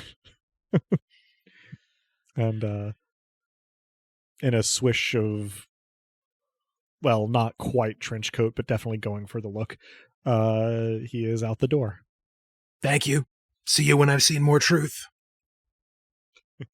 No response is forthcoming as he hustles down the road.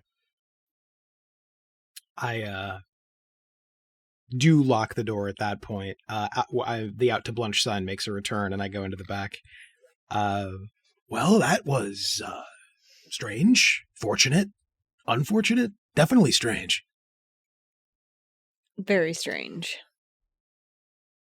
We His learned phone's something. secured by C-suite countermeasures for a corp, but about a year and a half to 2 years out of date. So that's weird. So stolen or gifted. One of these, but it's very specific. It's made for, I mentioned the company name, an insurance company, by Archon Assets. A computer security firm on Earth. Huh. Okay, so he's paranoid, which we knew, and he's either paranoid, but he's got someone giving him assets. Well connected and or lucky. Either that, or he is indeed himself or that connected. He'd be the most. Yeah. Which would be very weird given his everything. Yeah, he'd be about the most lucid C-suite exec I've ever met. But... At least we know more about who he is, and, well, if not that, then what drives him.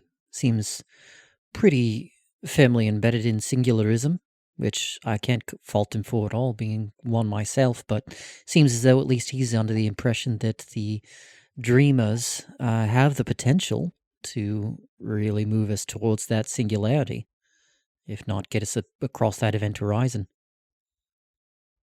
And that Cannabis might have been involved in the creation of the dreamers? That was pretty clearly a potential thing from his timing and what I've dug up on his activities historically. Right, and we can't take any of that as gospel, because he's clearly... well, I'm trying not to judge, but he seems like he's got some unusual ideas about things. But, maybe there's something to that. It might be Counterpoint. worthwhile. it might be worthwhile to introduce him to Haru. Now that's interesting. Risky. I don't. Yeah, I think that's a matter of too many people's trust that aren't ours. Mm-hmm. And also playing our hand too broadly. Or If we were sure what one of them would do in that situation, then I'd be all for putting the two beta fish in the same tank. But chaos might not serve us well here. not physically, just information brokering. We don't know what this guy's connections are, but we can be confident he's got some, or is one. That makes sense. I mean, I don't know. We can't take what he said as gospel, or counterpoint. It's exactly like the gospel. It's an article of faith, and there's at least 4 versions. What's on the piece of paper he gave you? What is on the piece of paper he gave me? It is a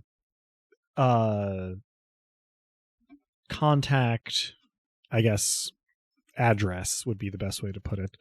That is one that, like, none of your investigations had turned up so far. It is not based on his real name. It is not based on Canopus. It seems to be like just a alphanumeric hash, sort of hosted on Grand Cross's equivalent of like Hotmail. And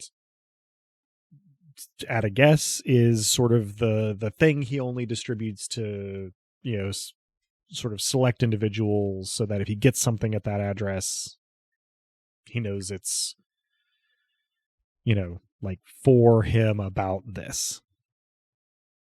So Gorister will kind of chime in here and go, who was here exactly?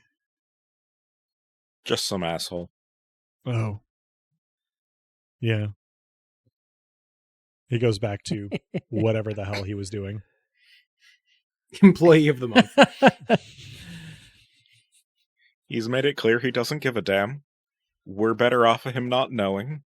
It all works out well. I mean, Can you imagine if Gorister were caught and interrogated? Like, what even? I'd feel bad for I'd feel bad for everyone in that situation. Yes. Yep. Wouldn't go well. Would go funnily, but not well. Indeed. so just to clarify, out of character, Canopus is Haru's father, or was the original. The namesake Canopus was Haru's father. Roboticist physicist, brought to the station from Earth, died a year later, officially a suicide. Unofficially, obviously fucking not that. Mm-hmm. Caleb Dryden, not John Dryden, although that is the primary Dryden of my association with things. Another dick. Is a devotee, as it were, of the original, and today's chucklefuck du jour. Mm-hmm. Well, I understand the caution of not wanting to put one in touch with the other, or vice versa, if you'd prefer. On the other hand, this thing being with us is increasingly dangerous, and anything that gets us closer and faster to answers, including perhaps putting our contacts in touch with one another so that they can do some digging as well, might not be a bad thing. We are on thin trust ice with both of them. I certainly don't trust either of them. And both of them know an uncomfortable amount about us, as far as the ability to make us their patsies should shit hit fan. So, no, I'm not going to vote to increase potential chaos of events beyond our control. I'd be interested in others' opinions. It's not something that I'm going to press, just an opinion, and I don't have as much experience with this kind of thing as some of you do. The good officer can probably speak on this to some degree, but in my experience, when someone who knows something you don't, or knows someone you would like to know, trusts you, and you're planning to turn on them at some point, well, you got to be careful about picking your moment. That is true. All right. Sit on this for the time being then and see what we can do to milk each of our respective contacts. We've got to be careful about it, but the thing is, we actually have kind of a lot of first-hand information we can drip feed him. Right? If I'm his eyes, these eyes have seen a lot. He doesn't really have to know where or how, especially because he seems to believe in visions. We've got a lot of latitude here, and that'll buy us, I think, some time. On the other hand, he's deeply paranoid. If he's paranoid and resourced, could you perhaps feed him information that's not quite true about, we've got some leads as to who might have the baby, and whoever it is has these, what do they call them? The little droid thingamabobbers, the ferret droids. The Kit Bash guys? They've got kit bashes. If we can trace back the kit bashes, then, we'll have a lead as to where the baby is. Now, that's headed towards disaster if and when he finds out we've been feeding him false information, but is there any way that we can use the contacts that we don't quite trust to work for us? Potentially. I think we only get to be wrong so many times before we start to lose trust, and we also probably don't want to... Earthside, there was this thing, swatting. I don't know. You send someone dangerous after someone you don't like, and it can escalate quickly. Yeah, fair. But I'm not against the idea in principle. What's our next move? Bring in... Did we learn anything that we could act on? I mean, it was mostly rantings and ravings, obviously, but I think the main thing we learned is he's not as close as we were worried he was. Is it time tracking down how he got the security might be of interest, although I don't know that it's directly useful except as further backgrounding. Couldn't hurt to know. And we don't know what brought him to our front door following the auction. Yep. You make another good point. He may not be as far off as we think. Right. Or as we want to believe at any rate. Is it time to bring in Abadia? I haven't found anything that increases my concern beyond what it already is. Sounds like none of you have I think it may either. be a good time for that. She's got some dedicated digital haters, but they're not very sane, useful, or effective. And Speaking an RO. What's an RO? Sorry. Restraining order. Yes, thank you. That might have also been in character. This is also a time that I would probably share what my encounter was at that religious meeting, just to kind of draw some more direct comparisons that, hey, there was this hater that ghosted her, and the conversation's mostly deleted. There's this religious movement of Protestant leaning kind of a et cetera, et cetera. Anyway, so I talk about the incident. I guess the metaphorical elephant in the room, or the literal God in the room, depending on your perspective, is the singularists, or some of them, or at least this guy, think that this is the next stage in the great movement of the world. I guess, Ing, what do you think? It's worth considering. I mean, a unique bit of technological progress that is sophisticated enough to have potentially even a consciousness, certainly autonomous movement, autonomous decision-making. It's a real possibility, although we'd need to really know more about it before we know whether it's just a hope or if there's reason to hope. And singularity just means that it's kind of progress exponentially outside of our control. And we'd like to believe, from a theological standpoint, I suppose, that God is inherently good, and the singularity is inherently good. But that too is a kind of article of faith. How do you feel about Roko's basilisk? When people picture a transhuman or a post-human future, certain asshole humans always picture themselves being there for some reason. Yes, and that the world will continue to revolve around us once we know about the galaxy beyond. I don't think that thing is a god or inherently good.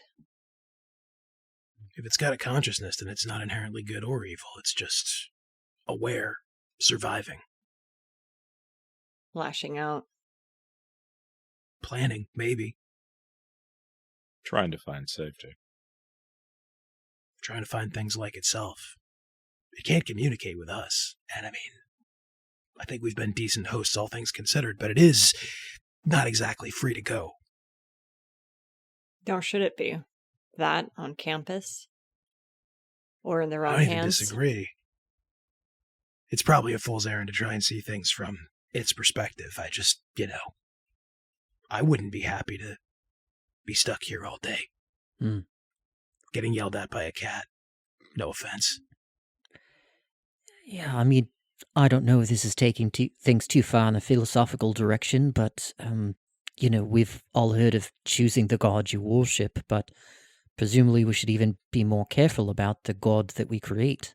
If there's many possibilities, many dreamers, many different ways that we could reach a singularity that's perhaps not a single point, but many that we could choose from. The phenomenon beyond that singularity is much the same, but the consequences perhaps not. If I have a pet theory about things back on Earth, it's that everybody was so busy waiting around for the end of the world to happen that they didn't notice it was already happening. I'm inclined to think the singularity is similar. Look around you, I wave both arms. Feels pretty singular to me. We expect something bigger, something flashier, something that reveals everything, but I mean, maybe it's just this by inches. Maybe we've invented a new kind of thing, and now we have to all live together. Or, be wiped out. Apocalypse is just a revelation. Yeah, what's a revelation if not you realizing something that was already happening is happening? I think we've veered too far into the philosophical elements here. We need to be focused on the practical of what do we do. Gorister goes, yeah, what the cop fucking said. He does not even turn around from his work to say this. He receives a text saying, I have that recorded. Again, without turning around, he says, fuck you. And there's a beat here in which Prolix says, continual delighted as elsewhere I am convinced on feeling, introduced stimulated attachment by no protection, and then goes, Oh, Untranslatable. Yep. I return, not my type, you know this. He sighs a long sigh. Hate to admit it, but a good point is being made here. What are we gonna do? Give Apathy a call? Yeah. If no one objects. I mean, I think it's time for that. other than that, I mean, ultimately we'll have to either send this thing elsewhere to someone else, set it free, or dismantle it, because it's not going to stay here indefinitely. But in order to decide which of those seems like it makes most sense, we just need to know more. So I'd say Apatia. can we trust her not to post this on the forums? You're gonna hate At this every- answer. Probably. At every tile I by just need to point at do, Kato. no attention suspected o difficult. Yeah, what the cat said. I'm always cautious about sharing what could be misconstrued as the divine with the devout. Oof. That's a good point. On the other hand, What would she we seemed want? adamant that this wasn't her deity, Mhm. her divinity. What would we want from her? Information, and depending on how, possibly even an alternate place to store this thing. But that's 3 steps down the road. I think first, information. An ally, perhaps. Step 1, a conversation. Then comes revelation, maybe. I'll allow it. I don't like it. A point of order question for both you and Ing. There's a fair amount of presumption in operating out of a space that is not yours and acting like you are the last line of say in what happens. Just a note. Could you say that more plainly? You're not in charge of how this shop operates. No. It's awful presumptuous to talk like you are. I've never had an issue with being presumptuous, especially when Yes, I had the officer. experience. Look, one of the useful things and one of the annoying things about consensus is that it foregrounds the stuff you disagree on, right? We don't have to spend time agreeing on what we already agree on, so if there's a point of contention, let's have it out in a non-hierarchical fashion. If you'd like me to keep my advice to myself, I'll take that under advisement. But just because the shop is not mine, doesn't mean the risks that we are all collectively taking are not ours. Fully granted. That's perhaps where my tone comes But it's from. useful. It's useful to keep that in mind. And the shop is, frankly, the least of my concerns. Safety. And keeping that thing out of the hands of people who would use and abuse it. That is where my concern lies. Easier to do when you got a Gorrister place speaks to up put again. it, but point taken. Gorrister speaks up again and goes, both are my concern for what it's worth, if I get a say. Still hasn't You turned don't- around. You're not sure what he's working on. Ing, You don't not get a say. yeah, Ing looks at Byrne at that, quirks an eyebrow. Yeah. He also operates in and within the shop. He just doesn't object that much. But, Gorrister, your point is well taken. Easier to achieve safety when you have a place to be safe, so it doesn't seem like we actually disagree on much. For the moment, at least. He goes, guess not. And Prolix follows it up with, prepared do and dissuade be so whatever steepest, yet her beyond looked either day, wished nay. I don't think we disagree on much, aside from those gripes that we continue to tout about. To distract from what our next step should be. I think we bring a Apatia. I think we see if being in the presence of over 3, I realize that I haven't said the name in the presence of the baby and wonder for a moment if something untoward will happen, but I press on. If being in the presence of over 3 will, I don't know, trigger something, or if she'll know something. One more ally, all revealed, we go from there. Gorrister says, you know, Bronwie's been talking about this Apatia person, like, I don't know, constantly. She seems interested in her perspective or whatever, which, sure. But, I don't know. Y'all think she's hot? You might. Cool. I put Snap a hand up something to closed. my head. He snaps something closed on whatever he's working on, puts it off to the side, and then goes, right, I'm on lunch break. Y'all do whatever. Walks out. And so speaking of which, is Bronwee also present to get her opinion on things? She has been asleep. She had the night shift, and so she is in, I think, probably Kato's room, catching up on her rest. That said, she was on record previously as being in favor, at the very least, of herself meeting Apatia. Sounds like we once again have arrived at the best of all bad options. Let's proceed. But we should probably have a plan in case it does not turn out to our liking.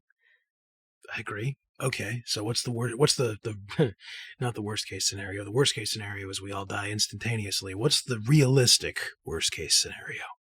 Disclosure. Okay, and if that happens, what's our plan? Do we have somewhere we can go quickly? I guess any number of places, but not places we can easily take this one. Mm-hmm. Gesturing it over three. So in that case, well, okay. You made your point, officer. The realistic worst-case scenario is pretty bad. In that case, we all get shiny new names. At a minimum. Is it possible to scope out a secondary location where we could all bug out if need be? I've been working on it, but no luck yet. No one we can trust anyway. Have I received any responses from those earlier inquiries? I know it hasn't been that long. Yeah, mostly you've received apologetic responses about, intensified scrutiny. They're not comfortable. Sorry, but probably gotten 3 or 4 of those. A couple just flat nope sorries without further explanation. People you can trust a little, that's one thing, but people you can trust a little who own buildings, tougher. Yeah, and I mean, honestly, you have in the back of your mind Bronwyn's space, which she has vacated due to the, scrutiny because, like, it was useful to you because it was close to the auction. It is possible that has become more secure, less scrutinized as the search has expanded. It is not a large space, and Over 3 is not there, since she has been staying, in rotation to monitor Over 3. But in a pinch, it might work, but you haven't talked to her about it just yet. Sure. And currently, yeah, no, I bring this up to the group. Yeah. Bronwy does have a space, of course, but it's smaller than this one and was scrutinized not too long ago. I guess we could do a 2-step between here and there to some degree for some amount of time, but it's a less than perfect solution. The search has brought it out, so at this point, they would assume that the device has been brought further astray from the auction. That's a good point. Who would be stupid enough to keep it this close to the scene of the crime? You'd be surprised, but it's not the first line of investigation. So our brazenness buys us a little time, but no more than that. I'd say let's try to throw everybody off the trail, but it really is everybody, isn't it? It's not just one group looking for this thing. It's a whole mess. So our only real option is to understand it as best we can so we can move ahead. We can't just... it seems inadvisable to just abandon it. And it seems impossible to hide it forever, like we're all saying, so...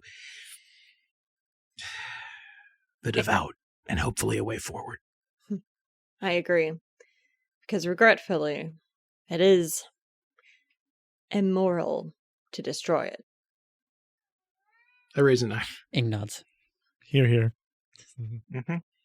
I raise impressed eyebrows as though I'm surprised to hear. At this point, I'm not actually surprised to hear Cal say that, but I go, wow, I give you a look.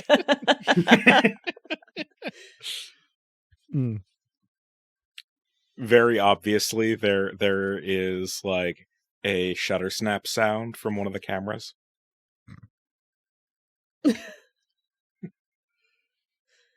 Don't So- have shutters. Right. We've got a plan. Blunch breaks over. I turn around the sign, and as I unlock, I send Apatia a quick message. And before I do, I say, So to be clear, we're inviting her here. Yeah? Yes. All right. Yes, and I think on I say, short notice and without context, not saying, hey, we've got a dreamer here. It's like, hey, Mhm. come over and let's discuss something. Yeah. Come. Yeah, that makes sense. Come alone. Ing, you're a good egg. I nod approvingly at Ing, and not for the first time in this conversation. yeah, no, I send a message to that effect saying, If you'd like to talk sometime soon, I think we've got more to say. and I explain that there's a bookstore that you've probably walked by and not noticed that might be more interesting than perhaps you'd realized. In a little while, not immediately, but before the end of the workday, she gets back to you saying that she'll actually be pretty close after when she's coming back from synagogue this weekend, and she'll drop by then, and looks forward to it. So that gives you like a day and change before she'll be around, but she seems pleased at the invitation and kind of excited for whatever you have in store for her. I tell the group she'll be here in a day with a shofar ringing in her ears.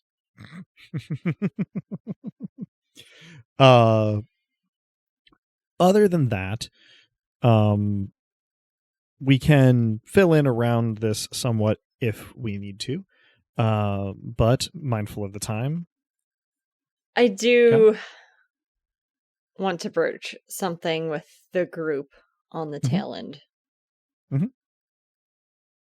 We can at least throw one group partially off of our tail. I could give a lead How's that? I could give a lead to the PSS. Pit some of those who are looking for us against one another. What lead would that be? That's why I'm bringing it up to you. I make a See? go on gesture. We could point them in the direction of Law Zero. I don't necessarily want to bring heat down on the Singularist movement. It'll be kicking Law the hornet's Zero. nest and sending the hive in a specific direction. So it has to be a sting we're comfortable with that group taking. I don't think I have any objections, specifically in regards to Law Zero. They're a plausible target. I agree that the Singularists are probably not all collectively guilty, and anyway, it might not be an effective play. I don't know. What are you thinking? I'm not sure yet. I guess I'll have to... I'm not sure yet. That's okay. But it's a good thought. It's a real good thought. Ben? We have such an embarrassment of riches as far as enemies. We may as well play them against each other as best we can.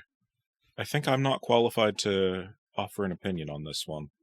I've had no particular dealings with Law Zero, and throwing them under a bus is, I nod to Ing, not where I've got relevant potential moral qualms.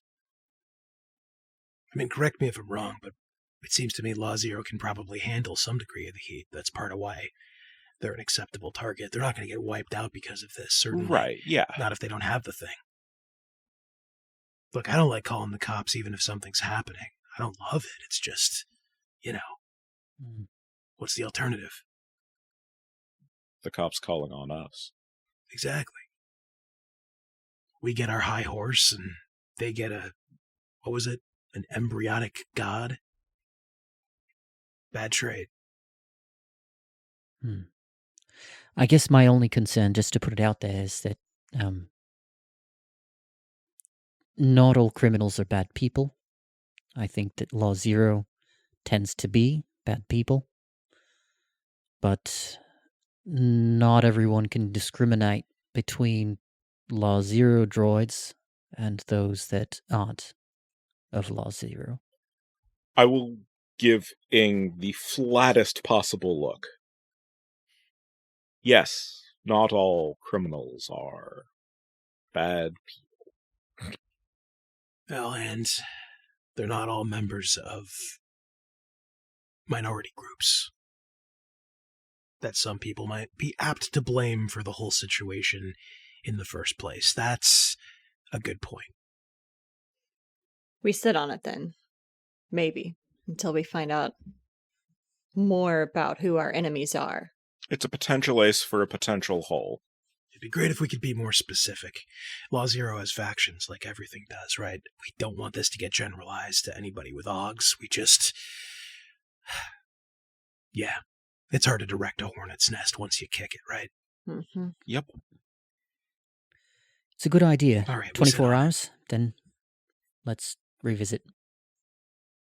We might all be gods in 24 hours. We'll see. I hope not. Wrong campaign. I hope not. I'm going to make that happen. Every campaign. Ascension. The hidden theme of Dice Punk's apotheosis.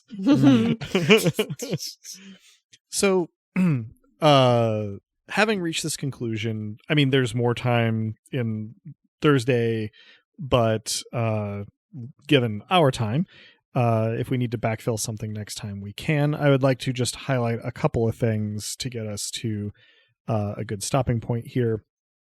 So, yeah, you expect Apatia in, like a calendar day and a half, but essentially, like, you're, in the latter part of Thursday, she's going to be there in the first part of Saturday. On Friday, in the morning, shortly after the shop opens, you take delivery, Kato, of the part that you had sought on Ing's behalf, and can either yourself or Ing's self or with Gorister's help implement a functioning android stomach for Ing. If we wish to, we can circle back to make this a scene next time. Contemplate, have a preference, I suppose, next we meet. Other I than think the that, image here is me inspecting the stomach, making sure it's the model I wanted and everything's in working order. I'm not gonna offer a friend a lemon, especially if it's the thing that'll allow him to taste a lemon for the first time. It does seem that everything here is in order. The model that you've got includes some sensory information, though it is a matter of some contention how close the experience is to the human sensation of taste. It also features basic sort of analysis, material analysis, nothing in the realm of spectrographic, but there's some ability to analyze matter that is put into it. It is not entirely waste free, but it does do a good job of essentially just functioning as a sort of calorimeter that can extract minute amounts of energy from consumed material, and only those things that are not really within the ballpark of energy neutral to break down end up needing to be manually flushed out periodically. Nothing so crass as excretion being added here. So not quite the full experience, but hey. In any case, we can get more into it next time if we wish. That's the morning on Friday. Where we're going to end is about 45 minutes after sort of, the lunch hour on Friday. You get a visitor, a promised but perhaps not expected visitor at the store. Ruprecht Vecht saunters in and greets you saying, "Good afternoon, Mr. Kato. It has been too long." And that is where we'll end our session, giving us a nice dramatic moment to pick up on next time. That'll conclude this session of Dice Punks. Thank you for joining us. I hope our players and listeners enjoyed it as much as I did, and that you'll all join us again next time. If you're hearing us now, then you probably know where to listen to this, but we can be found almost any place one can listen to podcasts, as well as on the wider web at dicepunks.com and on Tumblr and Blue Sky as @dicepunks. A quick note that no experience was awarded this time, but we, may be coming up on milestone experience, and I have been keeping track of those personal goals, and those could pay dividends in the near future as well. So not me forgetting this time, but just kind of keeping everybody apprised of character growth progress. But with that, I think we're ready to say farewell, so say goodbye to the kind folks back on Earth, players. Thanks for listening, and tune in next time to find out whether we eject Vect or get wrecked. Lovely, quick thinking. Hell yeah. Nice. Thank you for listening, everyone. I don't really have a good follow-up to that aside from if you need to kick or remove a hornet's nest, make sure you do so with plenty of smoke, ideally under the cover of night, and be quick and efficient about it. Hear, hear. Thanks for listening, folks, and even among people one likes and perhaps trusts, there still remain questions of authority, autonomy, and stepping on toes. Yes, thank you for listening. If you receive this message in time and you'd like to chime in our Discord, vote on what you'd like me to eat first with my new stomach. I'll also leave you with this. If you're happy and you know it, make the sound of one hand clapping.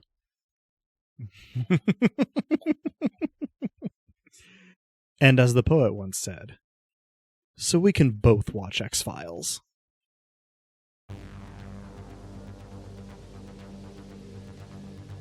Beloved listeners, thank you for tuning in.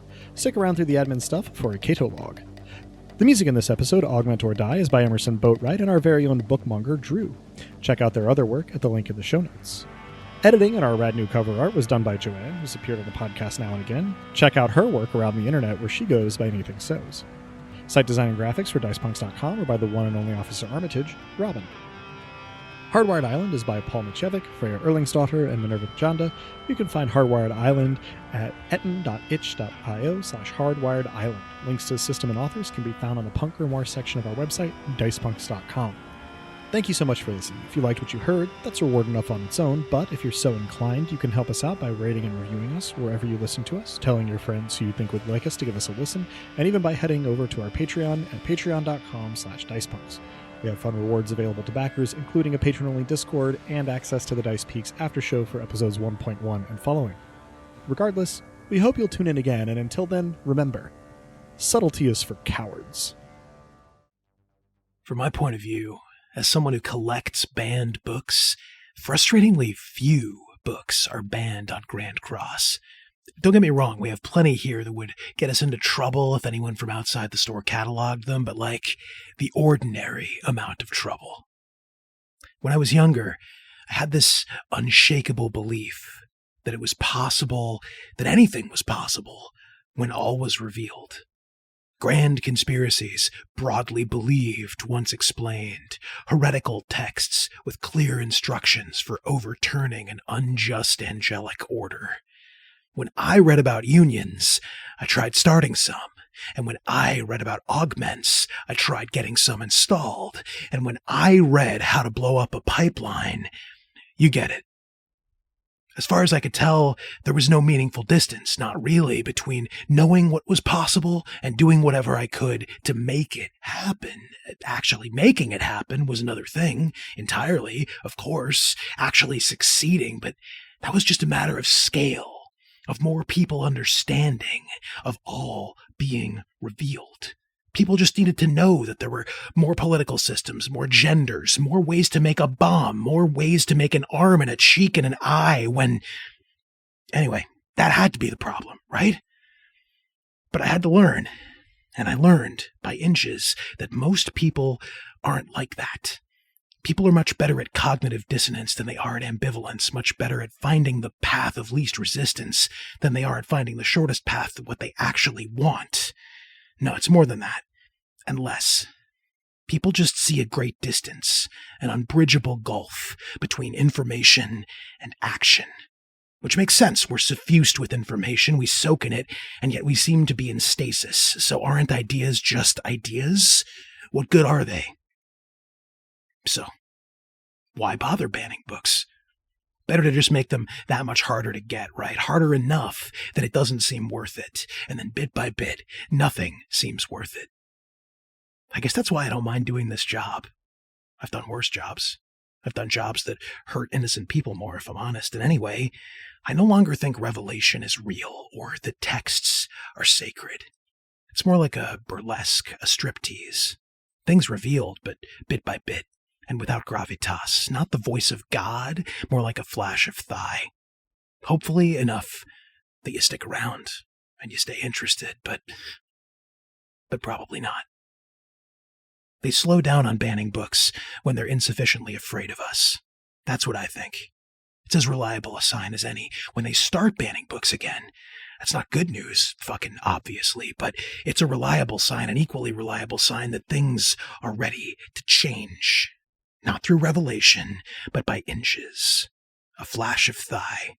A flash from a muzzle. A flash of full moon, brighter than you could have imagined, just through the glass, inviting you out and away and up and beyond.